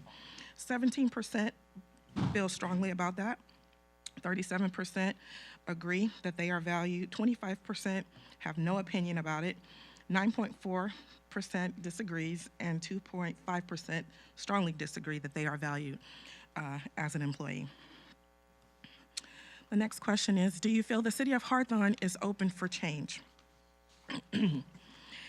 And 15% says yes. 42% says that they agree that Hawthorne is open for change. 26% has no opinion whatsoever, and 5% strongly disagrees. 4.3% just disagrees. Do you see yourself working here in 5 years? 26% says they strongly agree to that. 35% they agree. 14% has no opinion. 9.4% disagrees, and 2.5% disagrees. The 1% gave a reason why they did not necessarily see themselves working here in the next 5 years, and it had a lot to do, a lot of the answers were about compensation.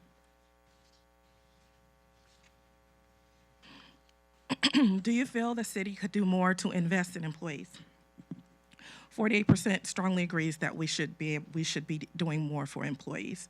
31% thinks we should.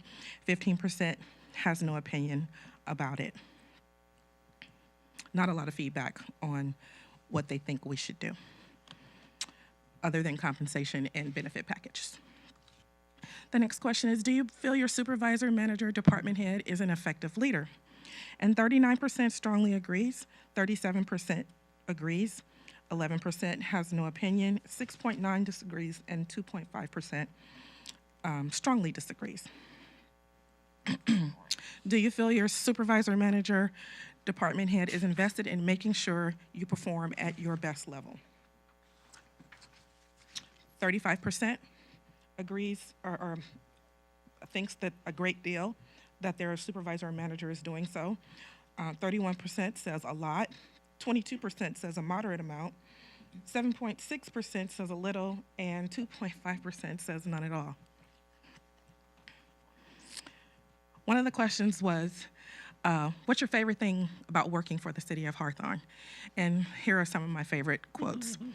The culture and family atmosphere, the overall work environment, and actual teamwork amongst all departments within the city. I work hard every day and go home feeling I did my best to keep the city's fleet moving. My colleagues on my team really make the role more enjoyable. They are, excuse me, my favorite. We support one another, and we all want to see each other succeed.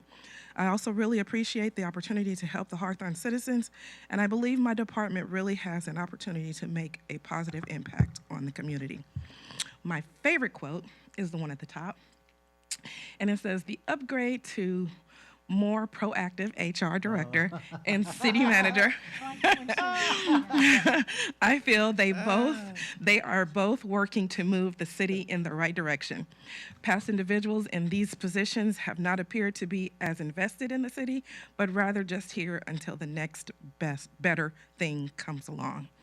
So kudos to me and the city manager. Yeah. And the rest of the department heads, of course. The employees were asked, "Are you happy at work?" And 54% of the people are satisfied. 20% are very satisfied. 18% has no opinion about whether they're happy at work. And 3.4% are dissatisfied, and 1% is very dissatisfied. The next question is, would you recommend working for the city to friends and family? 73% said yes. 14% said no, and the 13% who gave a reason had to do with commute. It had to do with their perceived lack of flexibility and compensation and benefits.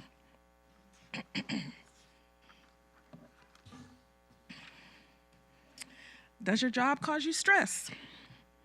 17% says yes, 41% say yes, 25% has no opinion about stress, and 6% disagrees, while 3% strongly disagrees. And 5%, the 5% or the 0.5% who said why, it had to do with political climate. Do you feel a sense of accomplishment from what you do? We have 54% of the employees who believe that they feel accomplished from the things that they do. Only 0.9% of the people strongly disagree about being satisfied or accomplished with their workday. Do you have to work after business hours and or on the weekend to get your job done? 57% said yes. 36% said no. And 6% who made a comment as to why had to do with the area in which they work in. So community events and other things push them into days beyond their normal work hours. Do you feel burned out? Are you completely drained? 13% said a lot. 26% said not at all. So that's about half one way and half and double the other way. Do you believe your current work environment allows for a good work-life balance? It's amazing to me that 31% had no opinion about whether there was good. Sorry, I'm looking at the wrong percentage. 32% said that they had no opinion about whether there was a good life-work balance, while 43% said that yes, there is. The reasons that there is not a good life-work balance, there was a lot of talk about 410 schedules. There was a lot of talk about not being able to actually take a vacation and enjoy their families. They talked about being on vacation and still having to work, still having to answer emails, still having to accept calls. Do you feel employees are properly informed of the city's future goals? 30% said yes, 11% said they strongly agree, and 31% did not have opinion, while 20% disagreed. There were a few comments that saying that they see improvement and that they see effort moving along in this direction of understanding where the city, the direction that the city is going. And that is your snapshot of the employee satisfaction survey. Thank you. To the chair. Yes. This is great, Erica. Thank you. When I had proposed doing an all-city survey, I really was sincere to see how individuals that work for our city, how they're doing, you know, with their mental health, their physical being, the sincerity that we every day express here on how we value our employees, our department heads, and how we think of them whenever we're discussing improvements, whether it be in pay, whether it be in scope of work, the type of work, and all of this. And this is very helpful, and I'm thankful to the employees that participated and took the initiative to really express their thoughts. And I'm also grateful to how they express changes that we made here as a council collectively has made a difference for them. I agree. For them. And so it feels validated when we talk about improvements and not staying stagnant, continuing to push for better. I really want to see how we could improve on some of the things that you discussed here. Sure. You talked about the burnout, you know, with regards to the 410 schedule and how they felt that they still have to answer calls, emails, etc., although being on vacation. I'd like to see that cease with regards to having to contact individuals that are on vacation. I'm sure there's other ways that we could respond to some of the needs, depending on what the urgency is. But if this is something that they feel that they're drained about, we need to do better. So let's take a look at that more. And I also want to express the hours in which they feel that they're still having to work, including weekends. I understand there's overtime pay that is made for these employees, and I also understand in agreements that Public Works or whomever is the emergency staff has to be available with the radio on their given time, and that's shared among a number of individuals. I don't know how many, but I want to see how we could improve that and maybe cross-train some of these other employees to have that similar response, not always the same individual that might feel the most burdened. So that's important. I also want to talk a little bit about how working for the city, you know, referrals to families and friends, that speaks highly because we do have families that work for the city of Hawthorne, whether it's a related cousin, whether it's a related son-in-law, daughter-in-law, et cetera, and it's quite obvious that the years of service that they've been employed here has been something that they valued and probably can appreciate it because, again, I hear it all the time with regards to how we really value and take care of our employees. Now, the other thing that was mentioned that you said with regards to, I don't know, maybe if I got it wrong, but there was some stress, I guess, because of transportation needs and things like this. There was somewhere that was discussed here that the reason they might feel a little stressed out. It had to do with the commute. Sometimes, you know, they don't live locally, and so the days are sometimes longer, and making our 9-hour day ultimately ending up being a 12-hour day as a result of having to drive to and from. Right. I know there's other municipalities and cities that have rideshare, and I know there's employees that might not know that you live actually close to me, or I live close to you, or, you know, a way of sharing the ride, if you will. We have rideshare. We could always work on that in HR, especially with new hires, or even just making a survey of those that might need assistance with, you know, getting to and from work. We're trying to eliminate some of that stress. Sure. I don't think it would be so bad that if we had an opportunity to do a rideshare program, or maybe have a, say, for instance, an employee that car broke down, or say is temporarily without a vehicle at the time, that be expressed to us so that we could try and help them. Because at the end of the day, they need their job, and I think we need them too. So Definitely. that's very important. And I know I'm going to take a look at this even more. I really like the comments that were made by the employees. It sounds like there's a good camaraderie among employees. And I do too, like the comment with regards to new HR individual and new city director. I agree. And manager and city attorney. I think again, it just speaks to volumes, and it just talks about how the council is listening, and we are making recommendations for the better, and it expresses that in this report. So thank you so much. You're welcome. Thank you. I would like to say a few words, and I know the Mayor Pro Tem and I, we had discussed it way back, right? And it finally came to fruition a few years later. But for me, this is a good proof positive that we're going in the direction that we laid out. And I want to be kind of like just point blank say that, you know, there's a morale boost here. That's what I'm seeing.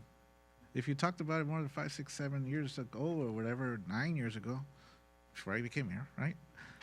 But my philosophy is different.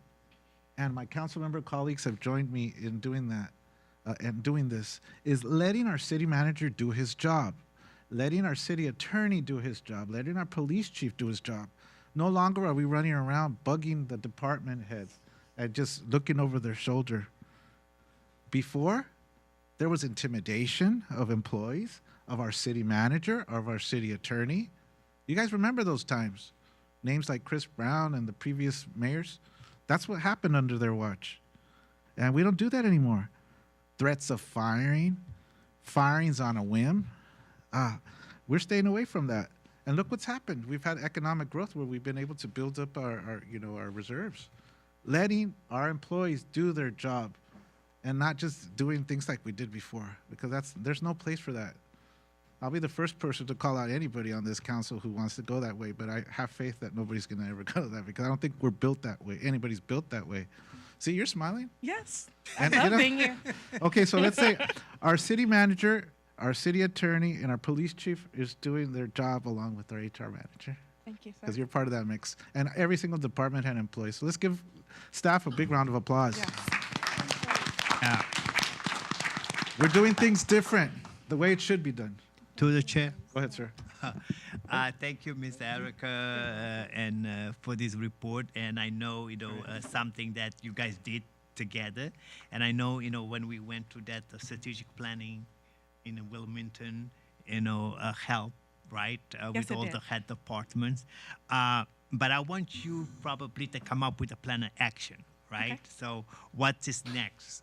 Because like Ms. English was talking about, when I see these green on the stress, so I want us to make sure that we have some type of stress release, so come up with a plan that how to work with the staff so they cannot feel that stress, because I want them to be happy, not stressful about work and the environment. So just come up with some plans that could encourage the staff to participate, to be much more stress-free, right?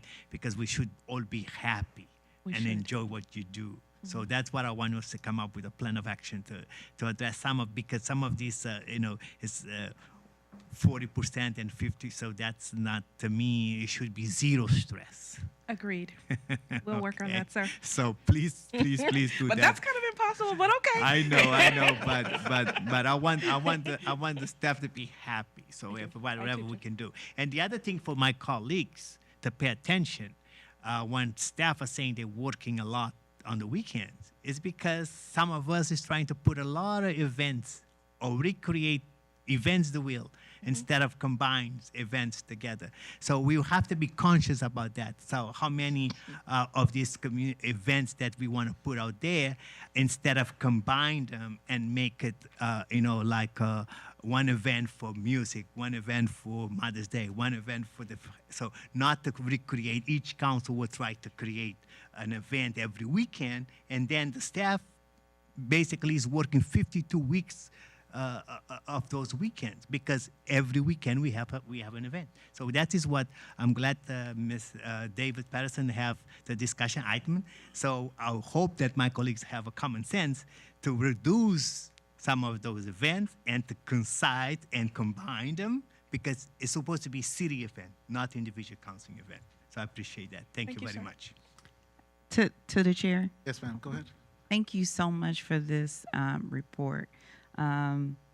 Obviously, it's very telling when we talk about the stress. And one of the things that came to mind when you talk about stress is being short-staffed and one person having to do the work of more than one person.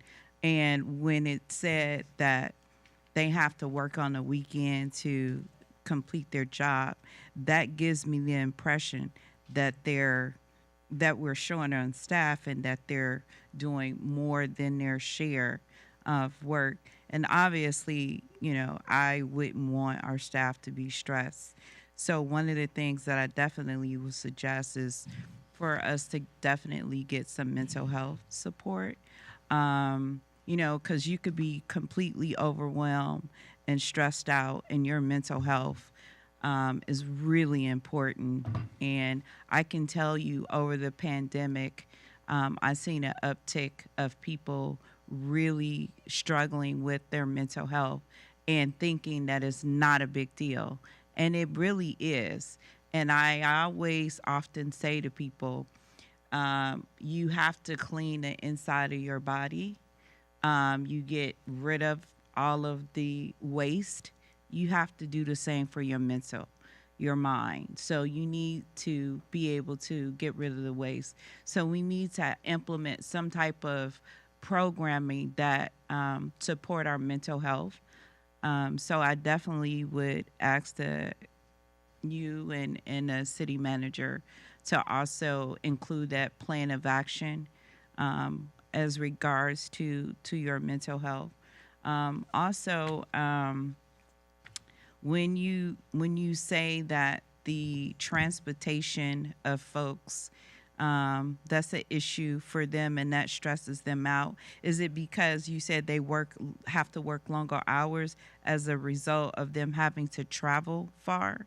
It was just one comment that transportation or having to drive to and from work an hour away added to their stress levels because they live far away. They don't live locally. Because I just feel like no matter what, when you're on the freeway, you're going to be stressed out because the 405 is definitely a parking lot. So having to drive is just stressful anyway. And then also, it was something that I wanted to say, and it left me. Yeah, I can't think of it. I'll tell Vaughn later about. Sure. And just so you know, the city does have an employee assistance program, and it allows for employees to contact in anonymity if they like, or to go and set up an appointment and seek counseling for any reason that they see fit. Do you have like some type of where somebody come in and have like some type of exercise? I would refer this to the chief. Chief, do you have like a program where you have the officers, somebody come in and do something with the officers that focuses on their mental health?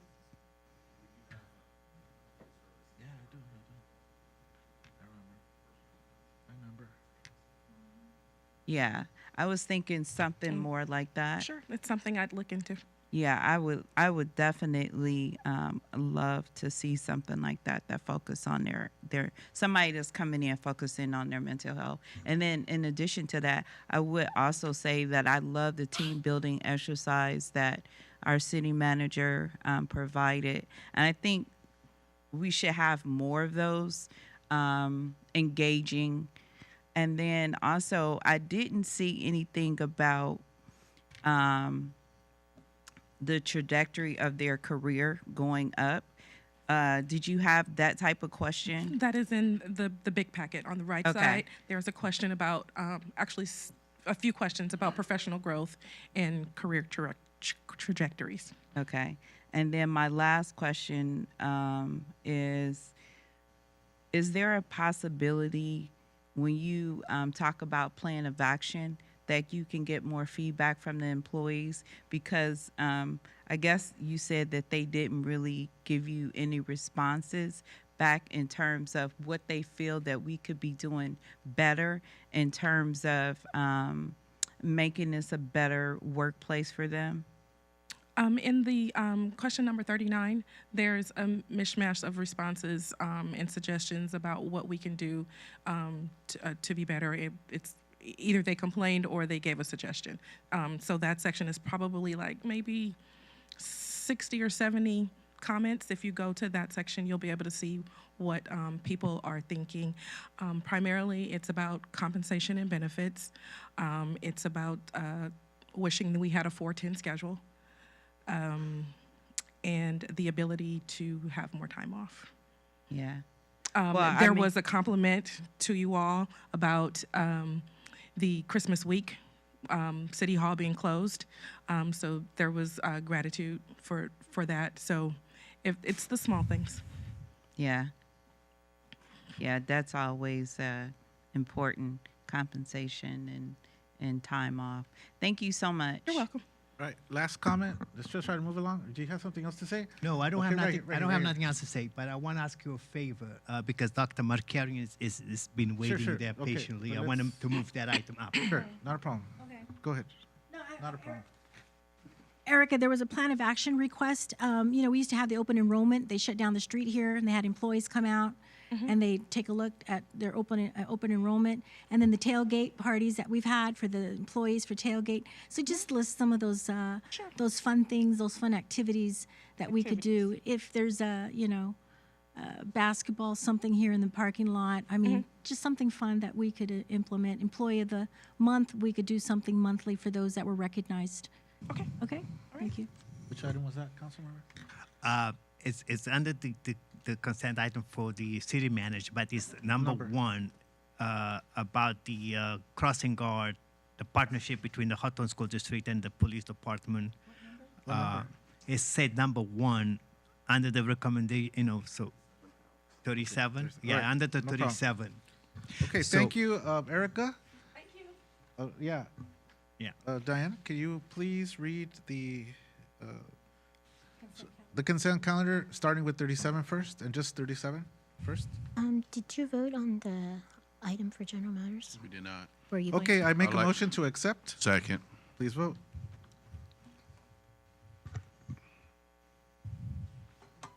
The vote reflects mayor and council voting yes. Okay, item 37? Yeah.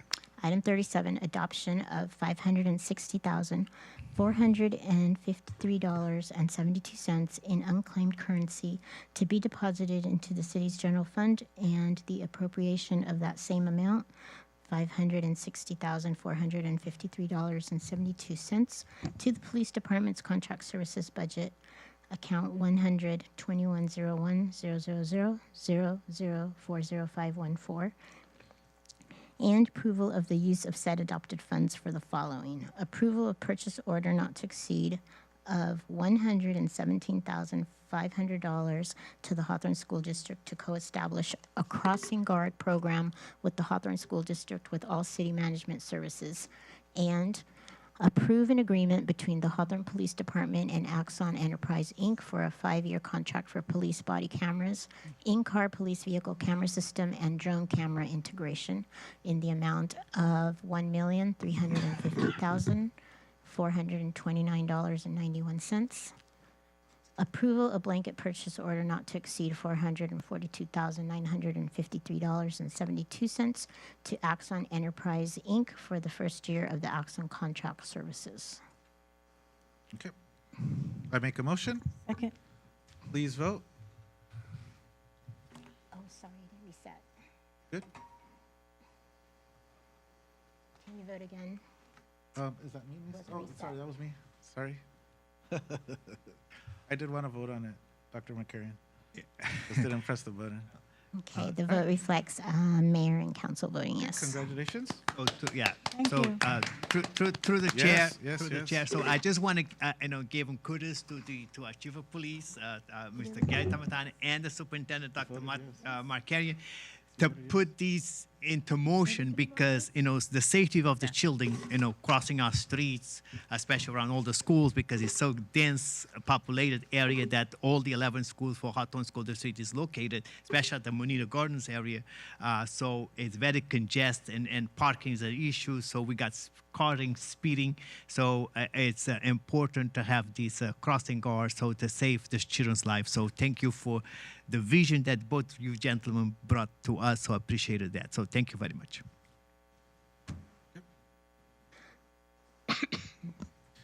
All other items, please. I'm going to pull from Okay. Item 20, Northeast Hawthorne Mobility Improvement Project, Project 21-05, out to bid. Item 21, Agreement for Homelessness Coordination Services with St. Margaret Center, Catholic Charities of Los Angeles, Inc. Item 22, Retiree Healthcare Plan, June 30th, 2023, GASBS 75 Actuarial Report.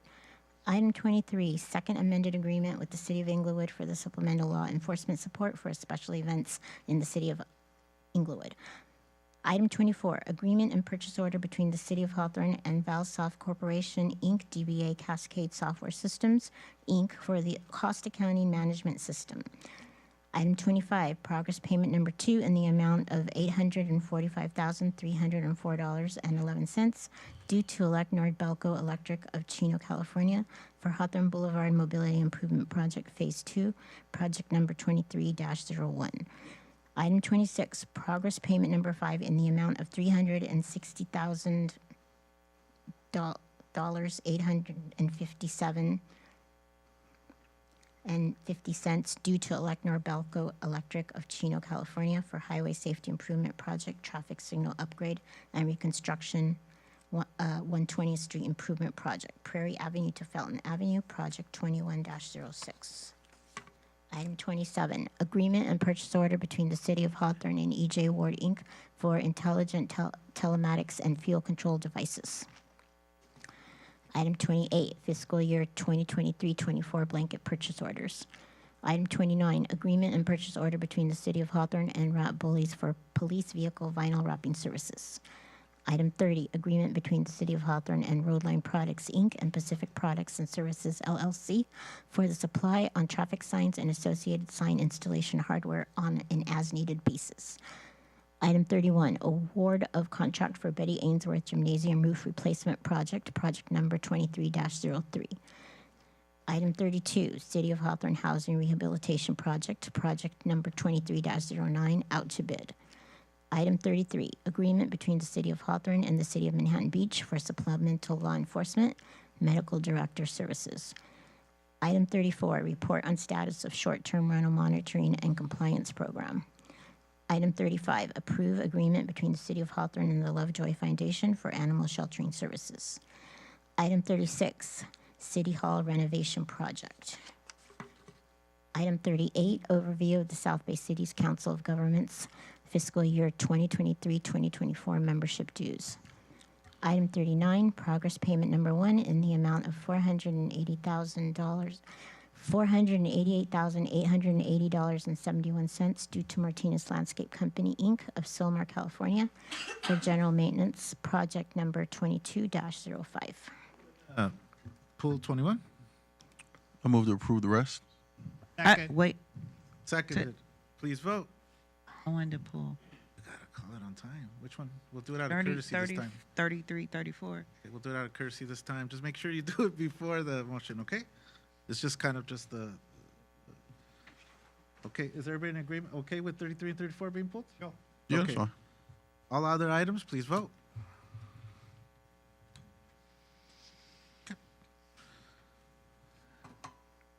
The vote reflects mayor and council members voting yes. Okay, my discussion, item 21, Agreement for Homelessness Coordination Services with St. Margaret Center Catholic Charities of Los Angeles. This is only to address one of the comments from one of the individuals who spoke during oral communications. City of Hawthorne doesn't make a distinction between faith-based organizations or secular organizations. It doesn't make a difference. These people are willing to serve the community, and we will allow them to do such. I don't know what the issue is. Is it because it's a faith-based organization is the question? that that was brought up, or is it because it was a Catholic organization? I'd like to find out more why the question was even posed. So I think we welcome our relationship with St. Margaret's Center, and I think we will continue to do that because they're the only ones that are sticking out their neck in that part of the community doing this. So I make a motion. I echo that, Mr. Mayor, because St. Margaret Center has been doing this work for more than 30 years, and precisely the state of California and LA County, and even the federal government have said that the homeless issues or all some other program is public and private partnership, that including churches. So it's not a big, and St. Margaret's been there for a long time as part of this community, helping Hawthorne when we didn't have no homeless program or we didn't have no tiny homes. It was St. Margaret Center providing vouchers to our residents to go to shelters. So for more than 30 years. So, and another point I would like to make is that individuals are more likely to contribute and donate money and donate clothes, supplies, food to a faith-based organization. So that's a well-known fact. So why not allow them to have the opportunity to disseminate, help out? So I make a motion. Second. Please vote.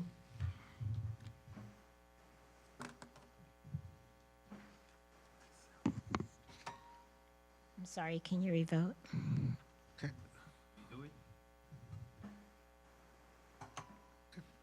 Vote reflects mayor and council voting yes. And that's, we welcome anybody who wants to say things that they're in oral communications, but also we have the ability to give a healthy response too, right?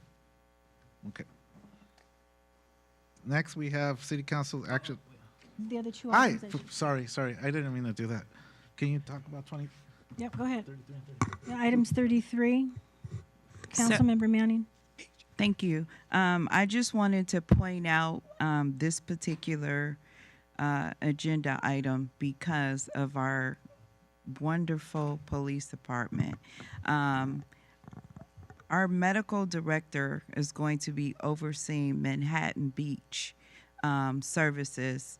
The same thing they do for us. We're leading in the South Bay. And I just wanted to point this out because I think it's really important that the contract that they're going to be contracting with us for our medical director to go over there and provide services to them. So I just want to take this time to say thank you to our police department for this particular having a medical director for our police department. So I just wanted to say that. And then for 34, Let's vote on 33 and then. sorry, 34. Yeah. I make a motion. I'll second. For item number 33, vote.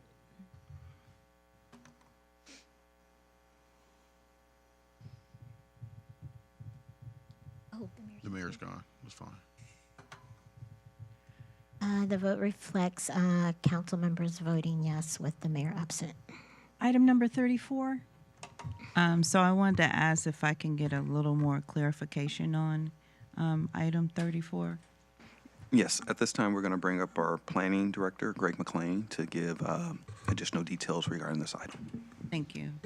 Yeah, so item number 34 is a contract that the city has entered into with a company called GovOS, and they have the ability, the software and the personnel to monitor all of the various short-term rental sites that are out there, because there's more than just the 3 or 4. There's dozens and dozens of them, and they monitor all of them, and they look for listings that are in Hawthorne, and then they check it against a database that they're setting up with our cooperation.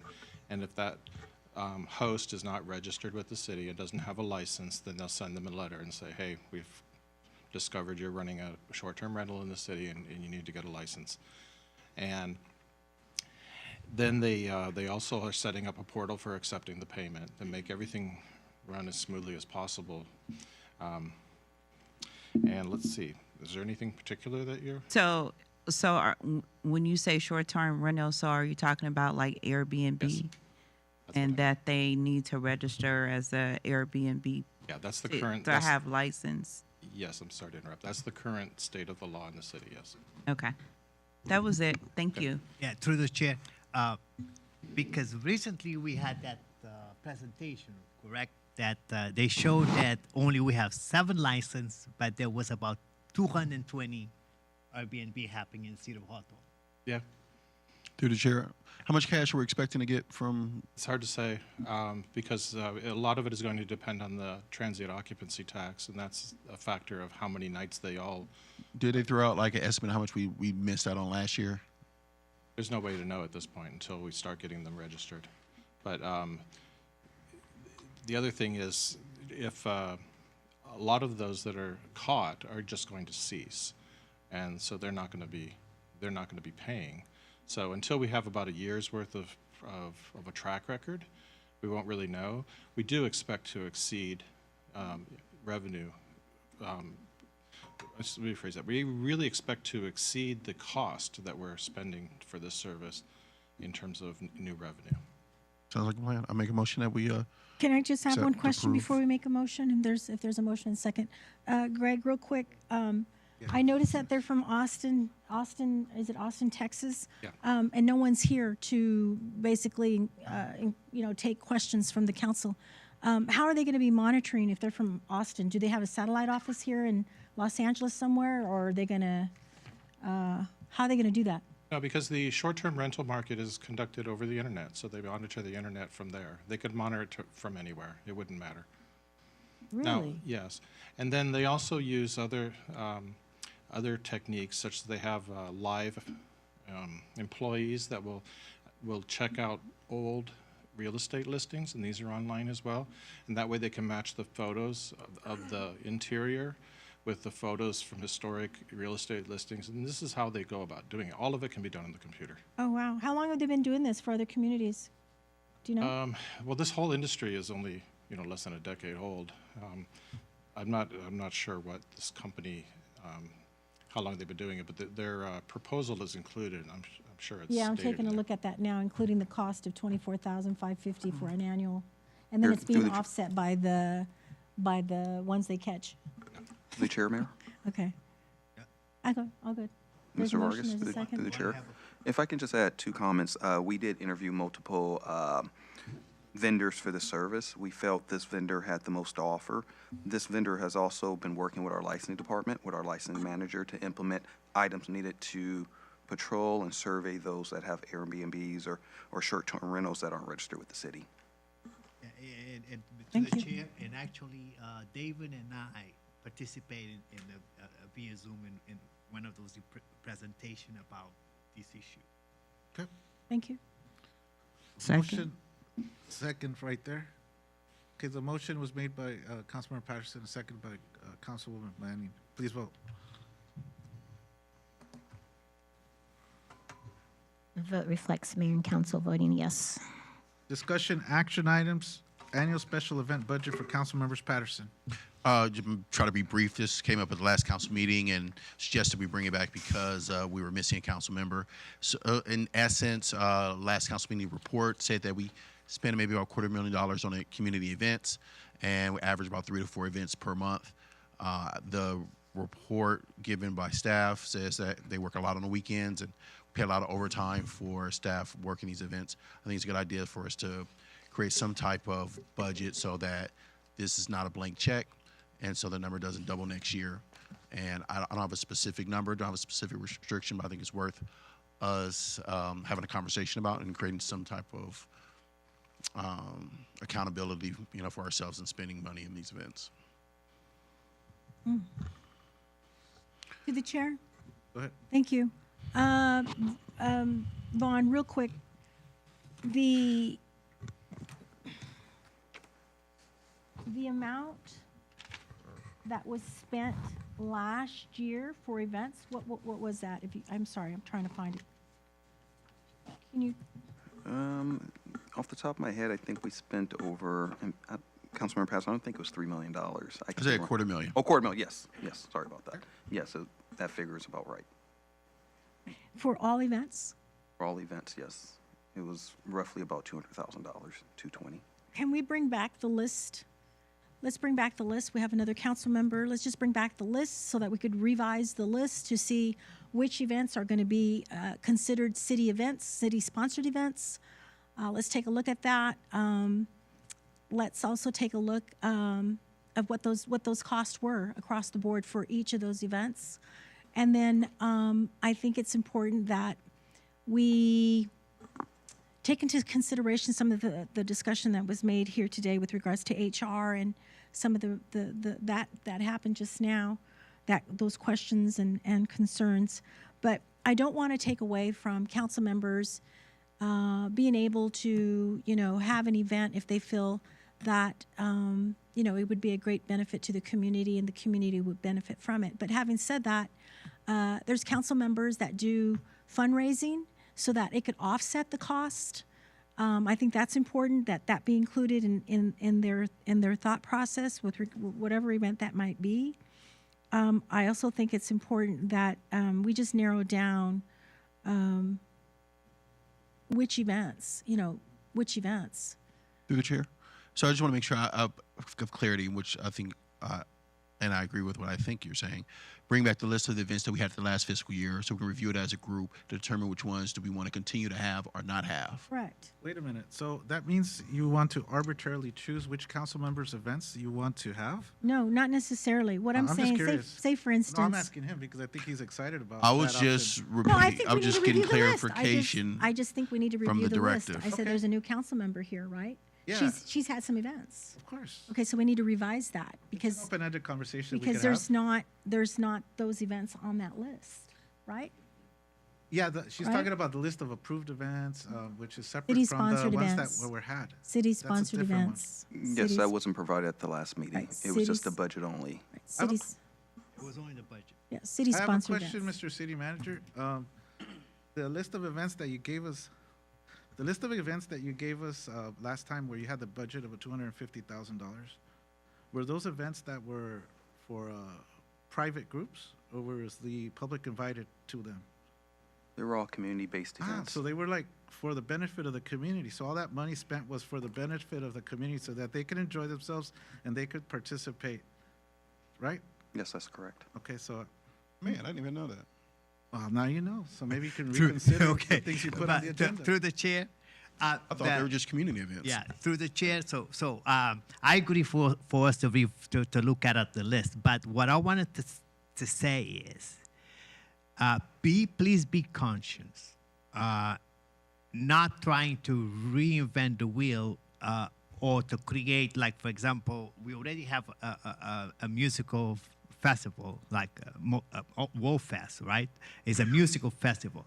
So for you guys to be much more conscious instead of saying, oh, I want to do another music festival. I want to do this. So think about it before and say, okay, what we have, can we combine these events and make it a bigger event so then everybody can still participate? It's still the public will benefit. So we don't need to reinvent the wheels over and over again because the city, the Parks and Recs, and the community service have whatever list of events they do every year. They have the spring events, they have the Christmas, the Thanksgiving. So they have a lot of events. So then what I'm trying to say is for us, as 5 of us, to come to a consensus, what are the events that we can do together? We don't need to be saying it's Montero event, it's English's event, it's Vargas event, it's Davis event, it's Katrina event. So we can combine some of these events so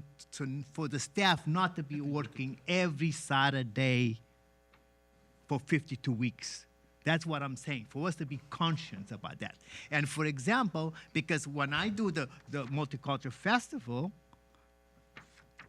I already raised $24,000 for this event.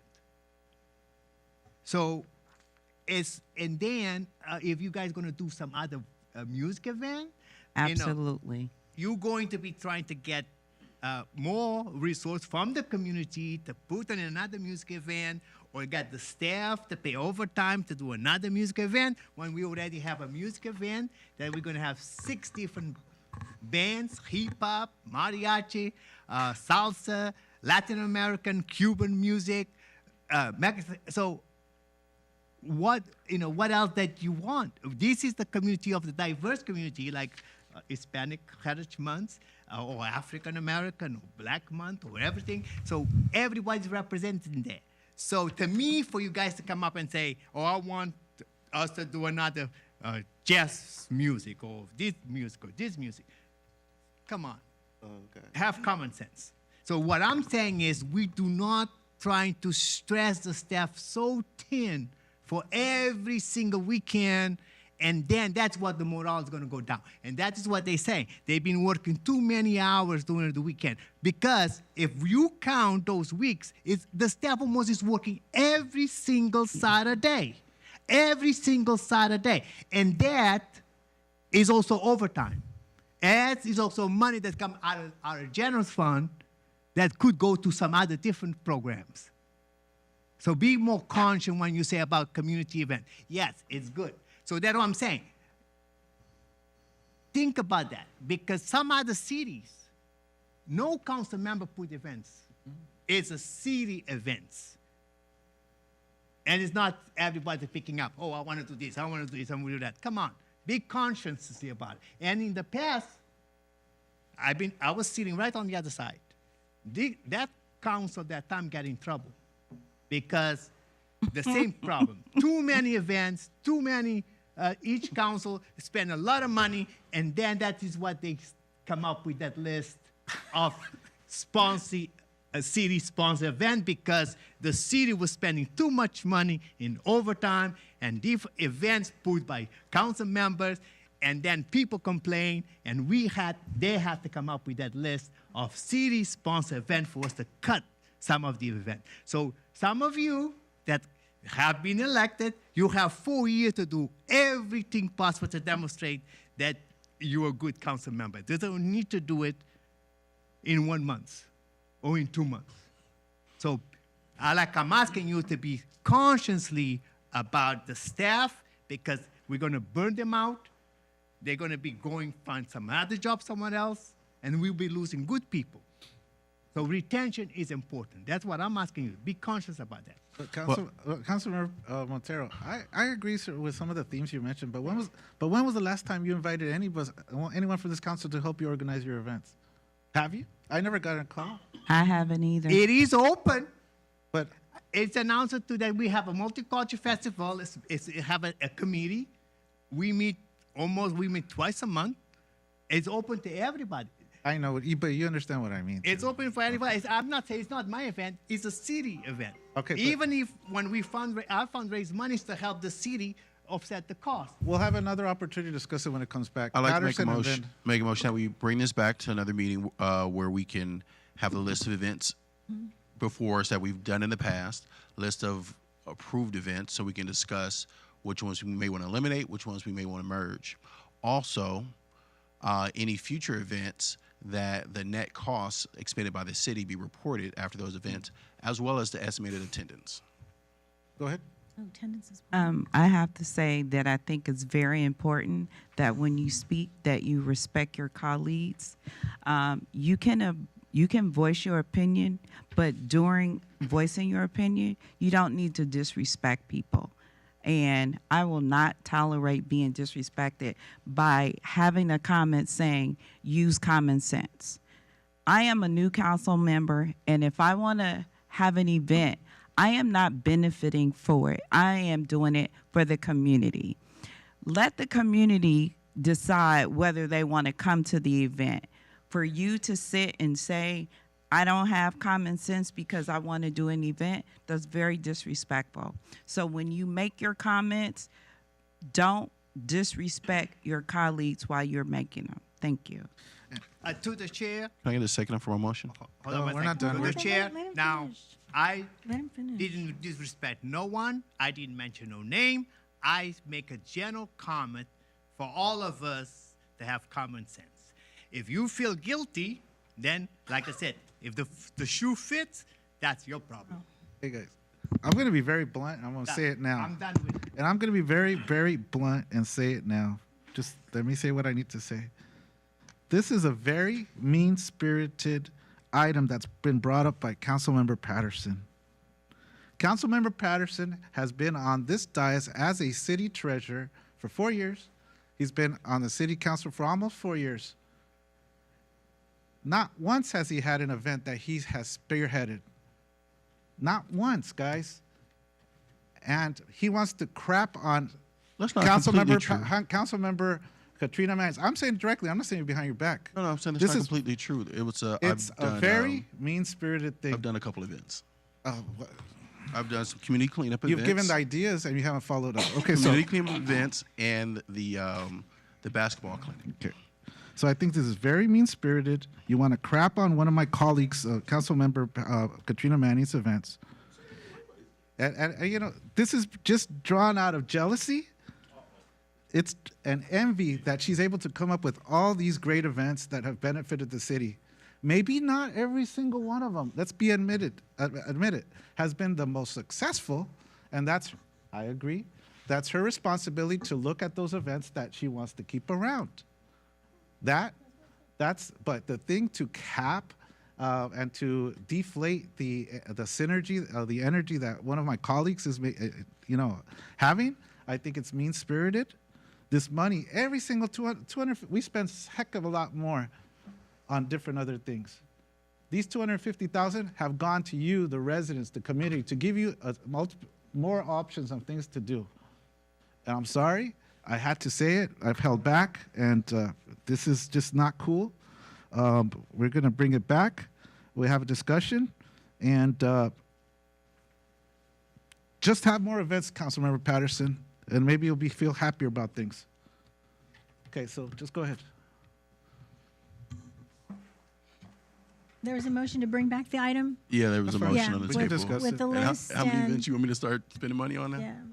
Okay. Well, I don't know, maybe I'll because agree. you I'd don't like have to any see that interest in the list. city, so. I'd like to see that. I've done. yeah. It makes sense. I do events, and even if I didn't do events, that was fine as well. Yeah, but you sure have a lot to say about other people's events. I have let's no go. statement Let's about go. Let's anybody's go. event. Let's go. I've Let's made go. not one Everybody statement in the about audience can see anybody's that you're an event. evil-spirited Come on, person. let's go. Let's go.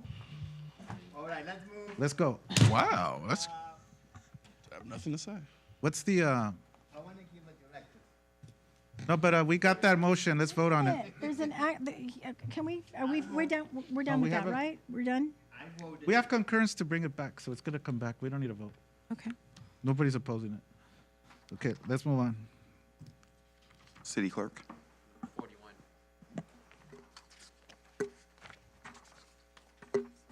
Let's take a minute to take a breath here. Name calling. Mean spirit. Stop. Let's stop. Calling you kind of woo. Stop it. Okay. Item number 41, please. 41. All right. Let's just check this. Okay. Proposed opposition to AB 825 that removes a city's ability to regulate bicycles on sidewalks. I think this originated because people were being ticketed while they were riding their bikes on the streets. So somebody had the bright idea to say, hey, let's let people ride their bikes on the sidewalk so that they, kind of to help those people avoid from getting tickets on the street. Mr. City Attorney, can you kind of give us your perspective, please? Give me 1 second.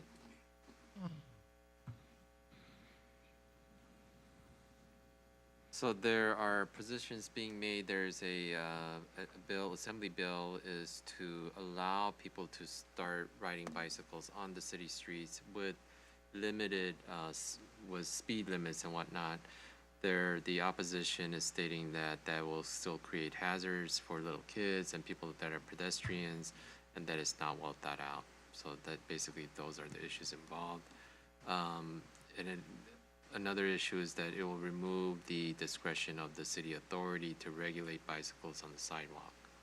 And this was forwarded to me by one of the members of one of the California cities. And it's for you guys to consider. And if you guys are interested, we could come up with a letter of opposition. We just have to think of, there's the e-bikes that we got to consider that are kind of dangerous and kind of speed up and can knock over somebody. And now there's this issue of bicycles on the street. What if a mother with their babies or, you got little toddlers that are walking along the sidewalk. That's their safe area to walk around and just go zigzag across. What if a speeding bike comes along and hits them? So I think it wasn't well thought out. So Yeah. To the chair, I'll support a letter of opposition, but I want it to also include some other tools that are being used on our sidewalk, and that we don't have the electric bikes, et cetera, because they came. I say they. There's been proposals to our city previously in 2021, 22 that would allow these types of what are they? Scooters, electric scooters, et cetera. Other cities have them, but the reason you don't see them here is because we've not allowed it, and we're not going to allow it for the same purpose of this, suggested proposal. We don't want bikes on sidewalks. That's how come we have bike lanes. We've implemented bike lanes. We don't have skateboards on sidewalks because we have a skateboard park, and that's where we'd like them to keep their skateboards and entertain themselves there, versus using sidewalks that ultimately are for pedestrian use and ADA compliance. So if we could just implement language around the 825 in opposition, but to include those other things that are, deterred from being included in the suggested can language. you just list them just so he knows already and doesn't, so like skateboards? Who said that? You gave him the full list, just whatever you said? Scooters, Yeah. skateboards. Robert, just say copy. Copy. Thank you. Copy? Oh, is that city clerk's language? Just look at the video? You got it.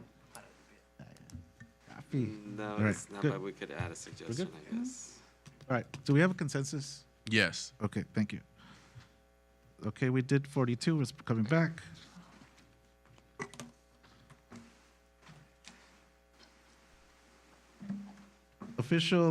Elected officials reports, starting with our city treasurer.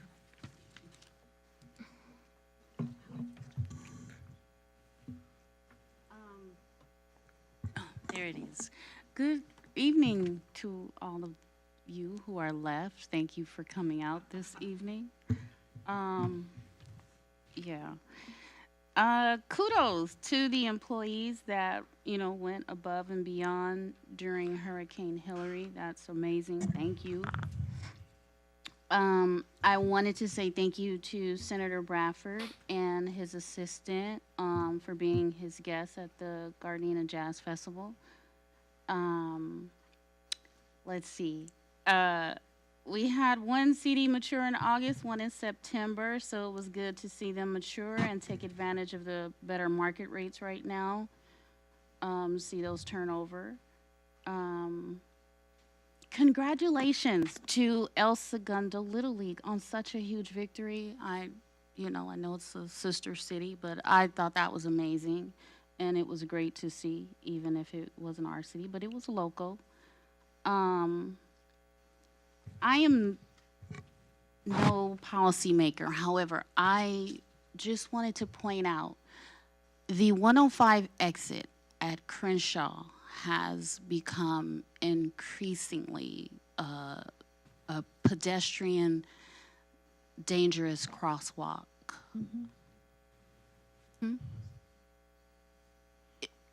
When you're getting off the 105 at Crenshaw East, so the 120th exit, when you get off from Crenshaw on 120th, I exit right there too in the evenings, but it is becoming a danger zone of sorts. It was really heartbreaking. I saw a lady in the crosswalk, the child stroller. It was broken into pieces, and the lady was sitting there. Luckily, the little girl, was nothing wrong with her. But she was crying frantically, holding what looked like maybe a 2-year-old.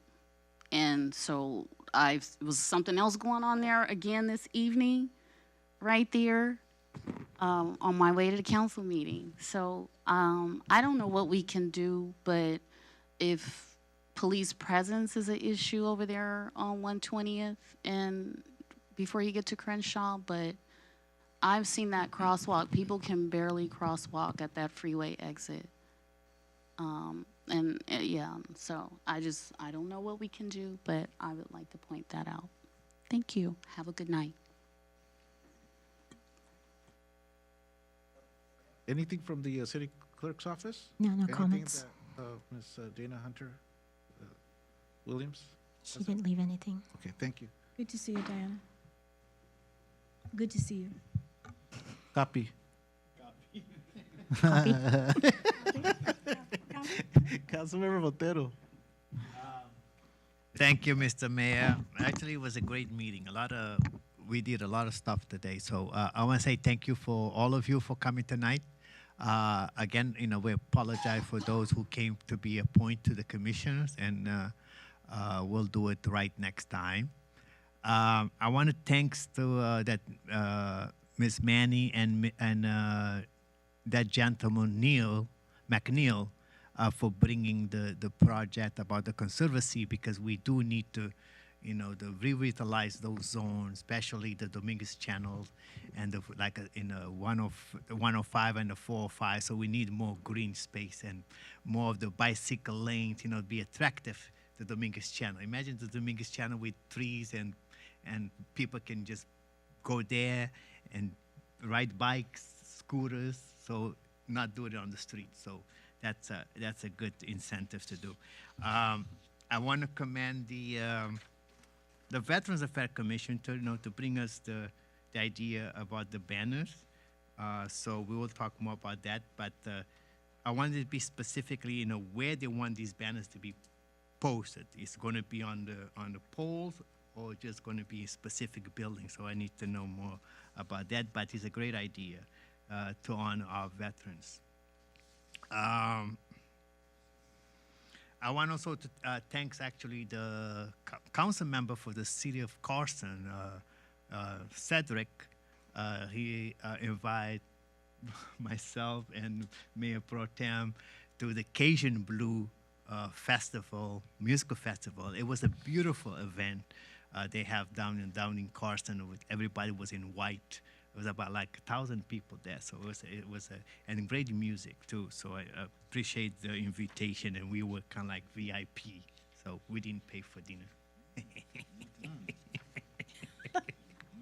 So that was good. I want to say, thank you again to the chief and to the Hawthorne School District, because like I said, children's crossing the street to go to schools and walk to the schools is very important for them to be safe. So I want to commend your leadership, Chief Tamatani, because we as a community resident and we a city of good neighbors, we want to make sure that those kids cross the street safe, and because they have a lot of incidents. So thank you very much again for that effort. So I want to say that tomorrow, the supervisor, Holly Mitchell, is having a food drive from 9 a.m. to 12 at the Betty Ainsworth parking lot. It's a drive-through. So if you know anybody or if you want to go pick up some food, so go there tomorrow. We got a lot of stuff. We got skateboard lessons in September 23rd. And of course, on Saturday, we're going to have the Wolf Fest that will celebrate our diversity, our multicultural. The city of Hawthorne is a city of a lot of immigrants and people from different parts of the world. So we're going to celebrate diversity with live music, food trucks, arts and craft, jumpers. So everything you need that from 10 a.m. to 6 p.m., we're going to have prizes giveaway. So, and like I said, this event is not Montero's event. It's a city event, but I help our staff and the community put it together. So if you want to be there, you're welcome. And we're going to be introduce all the dignitaries by 10:15, if it's possible for you to be there, so you can say hello to the people, okay? I just wanted to say that I want to give a directive is to include on that list that we can donate our money. The American Heart Association and the Feed the Street Cali. Feed the Street Cali organization. These organizations have been providing food and gift card to our people of Hawthorne every 2 weeks. You know, the city clerk, all the food she gives away come from these two different organizations, American Heart Association and Feed the Street Cali. So it's worth it to put them in our list. So if we want to donate any money from our stipend, we can donate it to them. So that's what I have, and you guys have a good night. And again, just remember, actually, this month also is about suicide prevention and awareness month. So make sure that, talk to people, find out about what's stressing them out, give them some sense of hope. Mental health is very important. And just be aware that they have approved a booster shot for the COVID-19 and the flu shot. So, and the numbers is a little bit on the rising. So be careful out there. So stay safe and God bless you all. Thank you, Mr. Mayor. Councilmember Patterson? Councilmember Patterson? Oh, thank you, Mr. Mayor. First, want to thank the community for coming out and participating in the process and making your voices heard and just kind of witnessing, council meetings at work. I want to thank the staff for all your hard work, all those weekends you put in every weekend, doing all the community events that we have, and our hard work of our and the hard work of our police department. Definitely appreciate your contribution. I want to shout out to the chief. He's out there in plain clothes, think he's slick, right? Trying to be cute in a suit. But thanks for your contribution. I was at a conference over the weekend representing the city. Ran into the mayor there as well. There was a few chiefs from other municipalities that said some great things about our chief of police, and so we definitely appreciate you. I wanted to thank the mayor for making some commission appointments. I know we didn't have an opportunity to vote on those, but there's been some vacancy for some time that I've been vocal about, and mayor has stepped up and interviewed all the applicants and made some suggestions, and we'll have an opportunity to vote on those suggestions at the next council meeting. So I look forward to that. I would like to ask the city manager, if it's appropriate, if we can put together a compensation study for the city. In recalling the survey, it seemed that there were a few employees that felt their compensation wasn't, adequate or equal to other cities. So I'd love to kind of get some facts behind that and see if there's something we can do to address that. What else? But I missed you guys. Thanks for coming out. All right, I'll see you guys at the next council meeting. Okay, thank you, Councilmember. Councilwoman Katrina Manning? Thank you, Mayor. So I'd like to first start off by saying I had the pleasure of attending North Hawthorne Community Picnic. Shout out to their president, Ruben.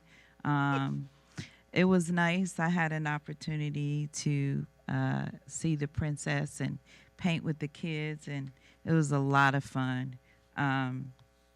Bring me back to those days when I was a little girl. And the princess, anybody remember Princess Tiana? She was there. Yeah. Yeah. You're still a princess. Thank you. I also had an opportunity, it's been a while, but the state of the city. It was great. I really enjoyed the state of the city. And during that time, it was revealed that we're going to have a beautiful city hall. So I was really excited about that. And I have to say kudos to the mayor. I thought he did a good job in his presentation. It was great. Also, I had an opportunity to go to the Labor Day parade, and I rode on the float with Union 250, and it was great. I brought my family with me. It was hot, but we had a great time. And so also, I participated in Seek and Save Community Festival. Let me tell you how amazing it was to have several pastors from our community pray for me. It was a great feeling. Thank you. Pastor, he took a picture with me and he prayed for me, and I definitely appreciate the support. He's always there to not only pray for us as a council, but pray for our city. So I appreciate you. And that event, it was well attended.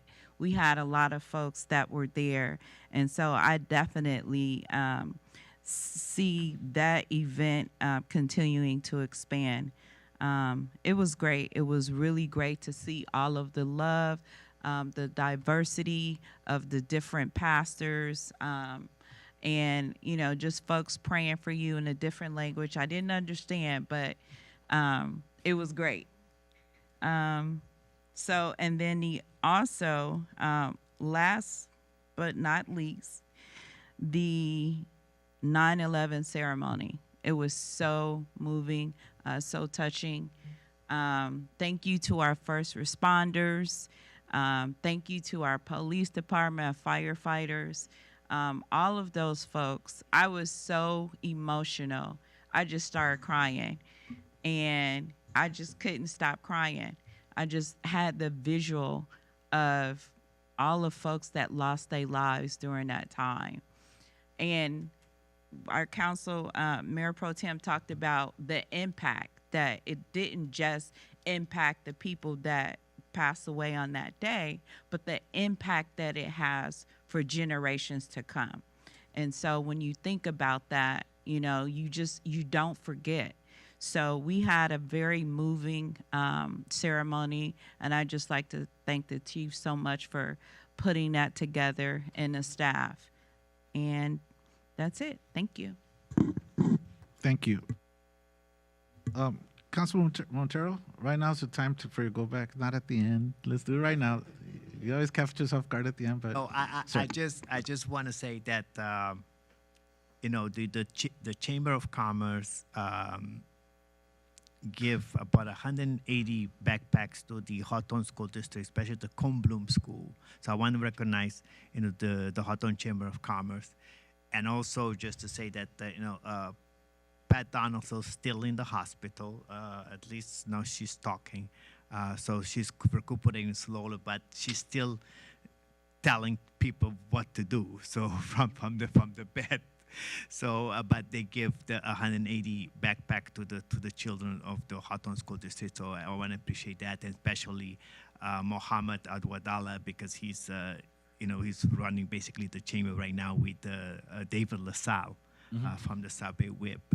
So they're still doing work to be done.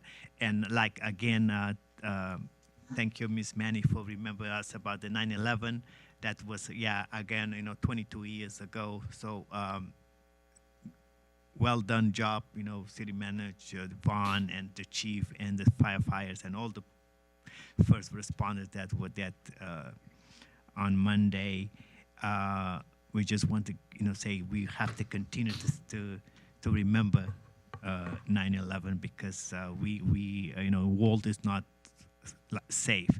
Also, Mr. Mayor, if you could do me a favor, adjourn this meeting of all those folks that have died in Morocco of the earthquake, because Morocco is not that far away from my country. So I just want to say adjourn this meeting on all those 2,000 and plus people have died in Morocco of the earthquake. So thank you. thank you, sir. Mayor Pro Tem? Yep, thank you, Mayor. I too just want to express our thanks to the Hawthorne Police Department, its leadership on facilitating yesterday's 9/11 memorial here at City Hall. Thank you for those that attended and participated. I also want to commend Mayor on your State of the City address. I understand it was a great event. Unfortunately, I have a brother that's suffering from cancer, so I went to be with him, and he just completed his 15 rounds, and we'll continue that once we find out exactly what more needs to be done. I want to also thank our Human Resources Director and Vaughn and all those that participated in the City of Hawthorne survey. Thank you so much for your response, your feedback. It's important to us, and giving us direction on what more we could do to help. And those recommendations that I made, hopefully some of that can contribute to that. There's a couple of items that I wanted to make mention real quick. The Too Toxic to Trash, that's an upcoming Saturday, September 30th, to bring out all your hazardous waste, electric goods at Betty Ainsworth, and that's from 9 to 3 a.m. Thank you to Public Works Department for that. I'm sorry? No, this is hazardous waste. Yeah, electric household hazardous waste. The commercial facade rehab program for businesses interested in that. Please take a look at our city website for that if you're interested. There's also still the small rental assistance grants for businesses that are still able to receive up to $125,000 in the Recovery Act's monies. That's available. That also helps assist employees in retention of employees. I also want to make mention of some of the requests that we've made in the past with regards to Senate Bill 423 that talks about multi-family housing developments. Also SB 35, which includes expansion. I just want to make sure that in the directive to our department heads are that we have a resolution that speaks to how we would like to ultimately see developments made in our city and what we'd like to include in those types of projects. And we talked a little bit about it last night in closed session. I just don't remember the term that I wanted to use. Do you remember? I think a 15% minimum low-income housing requirement for any new developments. Yeah. But you understand. You got it. Okay. Remember that? Okay. I believe that you got it. You understand. But not for the surplus land, but any new development. Any new residential development. Yeah. He mentioned that we can pass an ordinance. A citywide ordinance for any new residential development. She's referring to something, she could talk to you offline. Any developer housing should have a 15% income. It's okay. It's okay. We could speak to our attorney, our outside counsel that assisted us in that, and I said I would bring it up, but. Continue, Mayor Pro Tem, please. Thank you so much, Mayor. I am.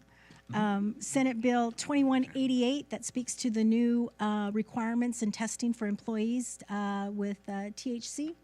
Now that is a liquid form versus urine or blood. So let's look into Senate Bill 2188 and what changes need to be made to address some of those testing requirements now. I'd like to see our Veterans Affairs Commission possibly make an outside meeting outside of council chambers, whether it be at the Hawthorne Memorial Center, whether it be at a veteran location, to possibly host a public Veterans Affairs Commission in the community, so that there's opportunities for folks that want to come and participate in a commission affairs meeting, that's available to them. It could be taken outside of city council city chambers and hosted in one of these other areas in hopes of fostering additional participation. I agree that we could do some visual banners of sorts, but I think, like anything, I think Veterans Day or somewhere around the theme of veterans, that we could do that. I have family that are proud veterans, and I also have my nephew now who's a veteran, who's active duty. So all of that is very important for me also. And then I also wanted to make mention that there's a My Civic 311 app, if for you that might not know our community or those watching from home, you could dial 311 and make a request for graffiti removal, pothole repair, illegal dumping, illegal construction, and much, much more. I ask that you take advantage of 311 so that you could download exactly the request that you're making, and it could be quickly sent over to staff here at City Hall. Please take advantage of that. Each and every day I have folks in my community, they're asking me to make a call for them, but I really want to encourage that there is an easy way that you could make that call yourself. However, I'm more than happy to help. I just want to make sure that everybody is making their fair share to assure that our city is clean and everybody's contributing to a better Hawthorne. With that, I also want to make another directive. I want to assure that ultimately our public works yard is built out. However that is done, however that is made, it's long overdue. From years of service to the community of the public yard, should be a stand-alone facility somewhere where it is in the commercial area, but ultimately a new facility altogether. And so that's my my request there. I also want to thank really quickly the architects that brought us this beautiful rendering booklet of what could be here for Hawthorne. It looks like a great plan, and it's my hopes that in the theme of continuing to build out our portfolio, that it's benefiting us, and this is one way it is benefiting us by us acquiring Bank of America, which give us that much more land to do this type of development. So with that, thank all staff, thank everyone that's here. No, it's late. Department heads, chief, everybody for, again, contributing to a bigger, brighter Hawthorne. Look forward to more, and you for attending and watching from home. Thank you so much. Thank you. Okay. So I want to thank everybody who participated in the State of the City. I want to thank the sponsors. I want to thank the volunteers.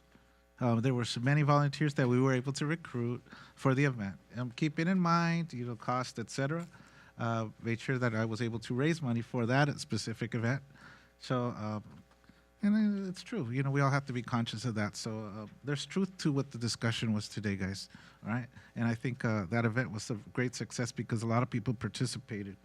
And we want to thank the police department for their strong support. LA County, we celebrated our LA County relationship with our LA County Fire Department, which we haven't done before. So that was really important that we bring them, because they're the other half of the pair of the public safety in the city. Right, Chief? Okay. But you guys, we love you guys more, right? Okay. So thank you to the residents who showed up too, and my colleagues for everything we do.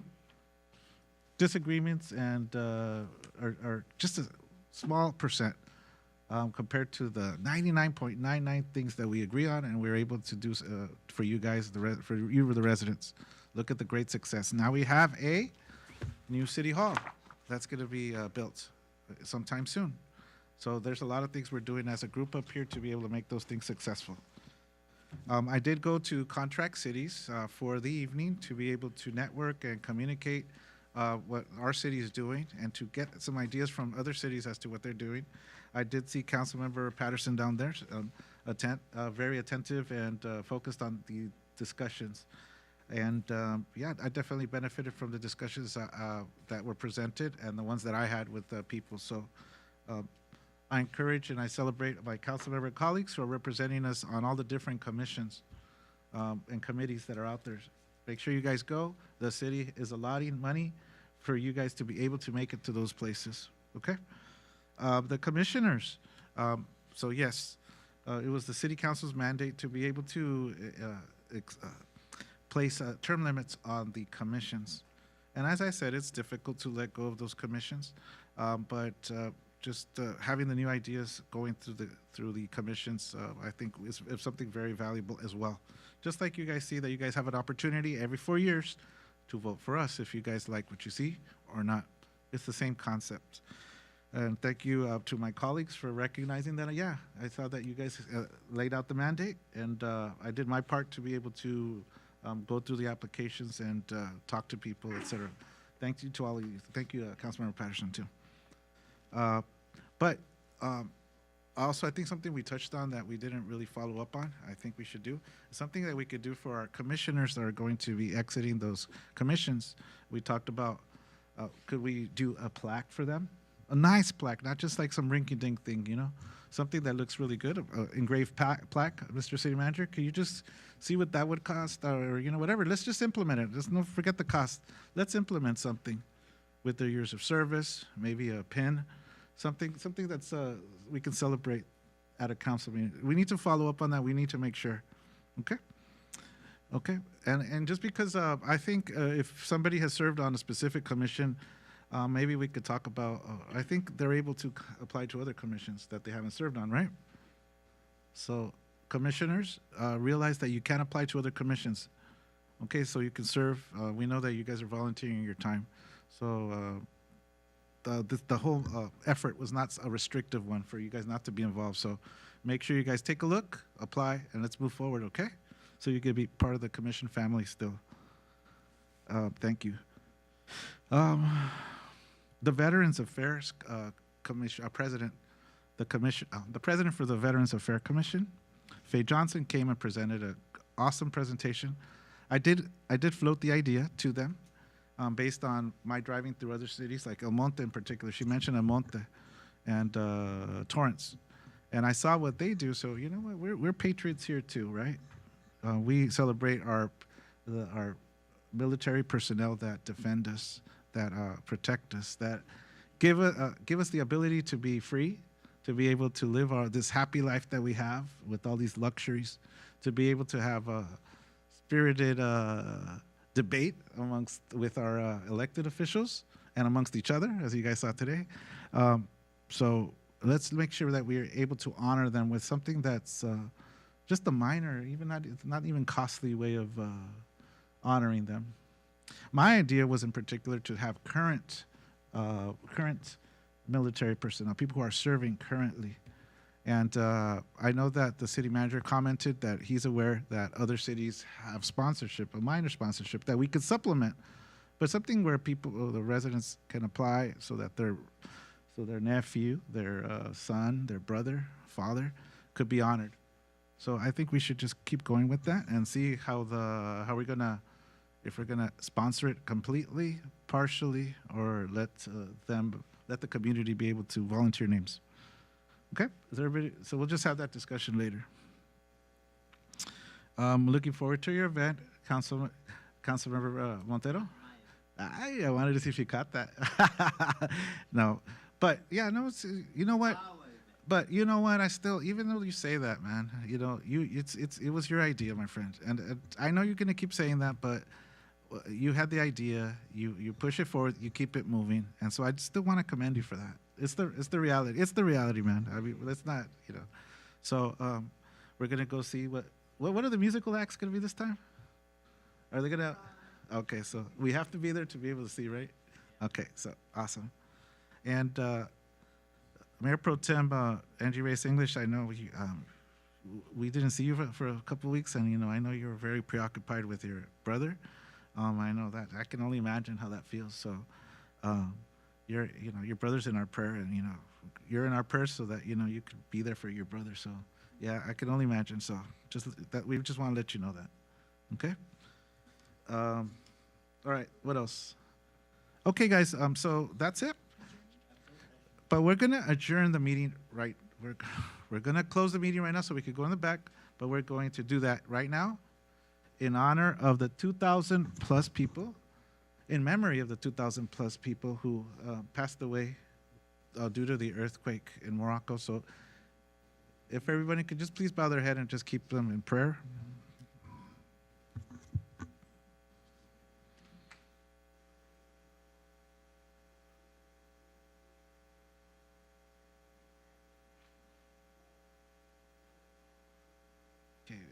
May they rest in peace, and may their families and also are still living be able to get the support to keep moving on, okay?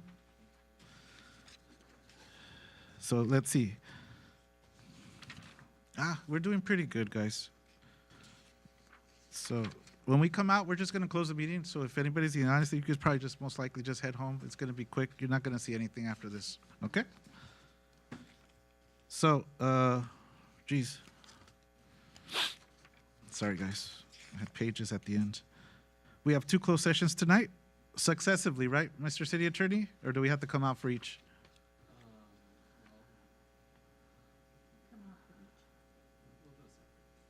And come out for each? Okay. Madam Clerk? Closed session, item 43, conference with legal counsel, initiation of litigation against a third party pursuant to subdivision C of section 54956.9. Mr. Mayor, can we just do it together? So it's getting kind of late. We could do it together. Oh, okay, all right. Go ahead. D4 of California Government Code, 1 potential case, Patricia Bird. Item 44, conference with labor negotiators, subdivision A of section 54957.6 of the California Government Code. Name of labor negotiators, city manager Vontre Norris and human resource director Erica Lampkin regarding Hawthorne Municipal Employee Association's part-time employees, HMEA part-time.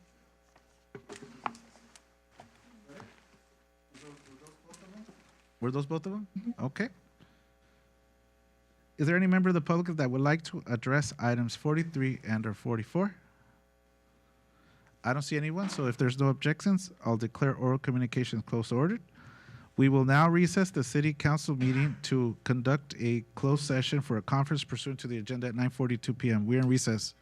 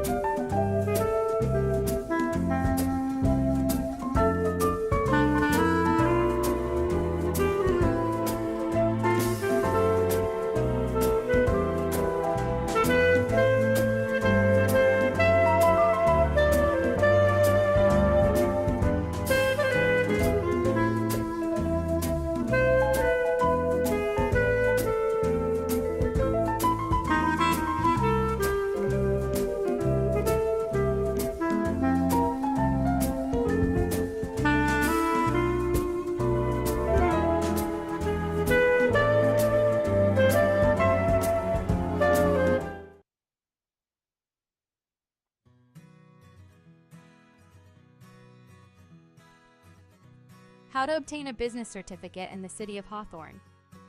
First, check to make sure you have fulfilled all state and county business requirements such as becoming a legal entity, acquiring an EIN number, registering your business with the Secretary of State, obtaining any specialty licenses or permits, etc. To obtain a business tax certificate in the City of Hawthorne, check local zoning regulations. Come to the business license office for the business license or tax certificate packet. There's also a downloadable version online at www.cityofhawthorne.org/department/finance/licensing/licensing-forms. Submit your completed application to the business license office for processing. Please only answer questions that pertain to the type of business you wish to operate. Not all items listed will apply. You may ask who will review your application for approval. The application will first go to the planning department to confirm the potential location is zoned for your business type. If you come into the office, you will walk your application to the planning office and they will send you back to business licensing if approved to pay for the business tax certificate. If not approved, you are not eligible for a business tax certificate. Options are to move to a properly zoned area or dissolve the business within the City of Hawthorne. Next, the application will be reviewed and approved by our Building and Safety Department. If your business applies, who will contact you to schedule an inspection of the physical property? Follow-up inspections may be necessary. Then, the application will be sent to the Hawthorne Police Department and LA County Fire Department, who will check for issues associated with the address such as excessive calls and more. The city manager and finally the city attorney will review what businesses are coming to the city, ensure all proper steps or approvals have been taken, and that there is no pending or past litigation against the proposed business. Upon final approval, a business tax certificate is created and mailed. This document is not given over the counter. Note, if your application is denied by any department involved in the approval process, please follow up with that department directly. What you should know: business tax certificates expire December 31st and renew annually January 1st to 31st. Taxes paid after January 31st will incur a 25% monthly penalty until 100% is reached. Taxes are based on flat fees or gross sales from the previous year.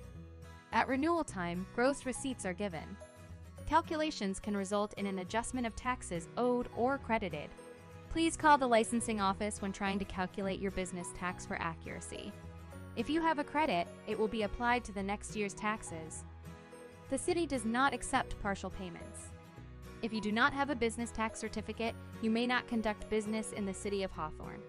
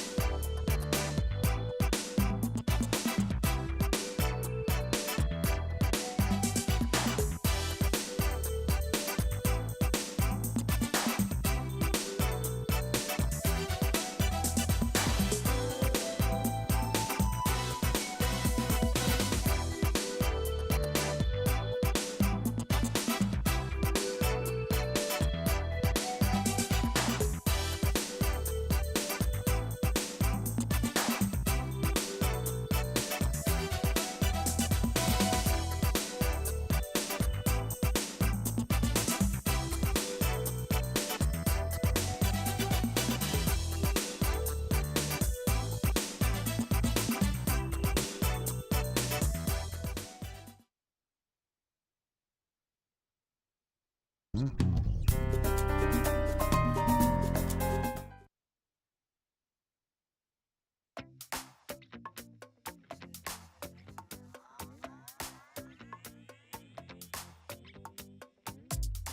a trip around the world without leaving the city of Hawthorne. The third annual World Fest is back and bigger than ever.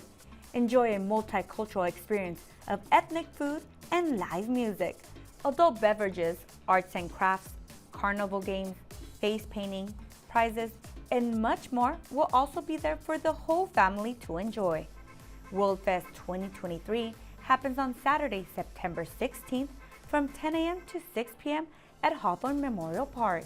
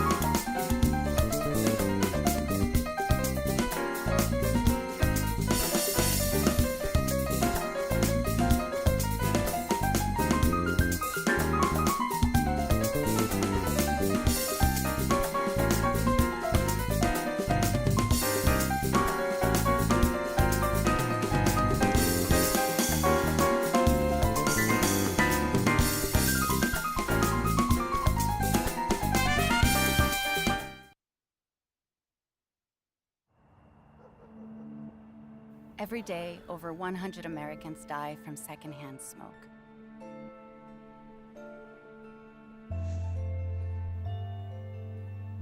Secondhand smoke in children can cause asthma, ear infections, and increased risk of sudden infant death syndrome. Go to smokefreehomesla.com. Learn how you can protect your home from secondhand smoke.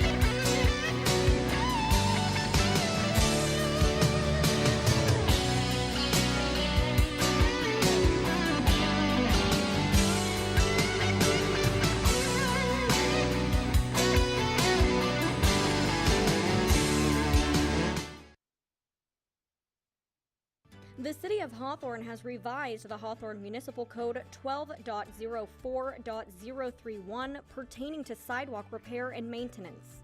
The revised code places new duties and obligations on the property owners adjacent to sidewalks in conformance with the California Streets and Highways Code. The revised municipal code section can be found online at the website shown on the screen. A copy of section 12.04.031 is also available from the city clerk's office. Property owners are encouraged to consult their own legal counsel or insurance companies if they have questions about the legal impact of the new code section.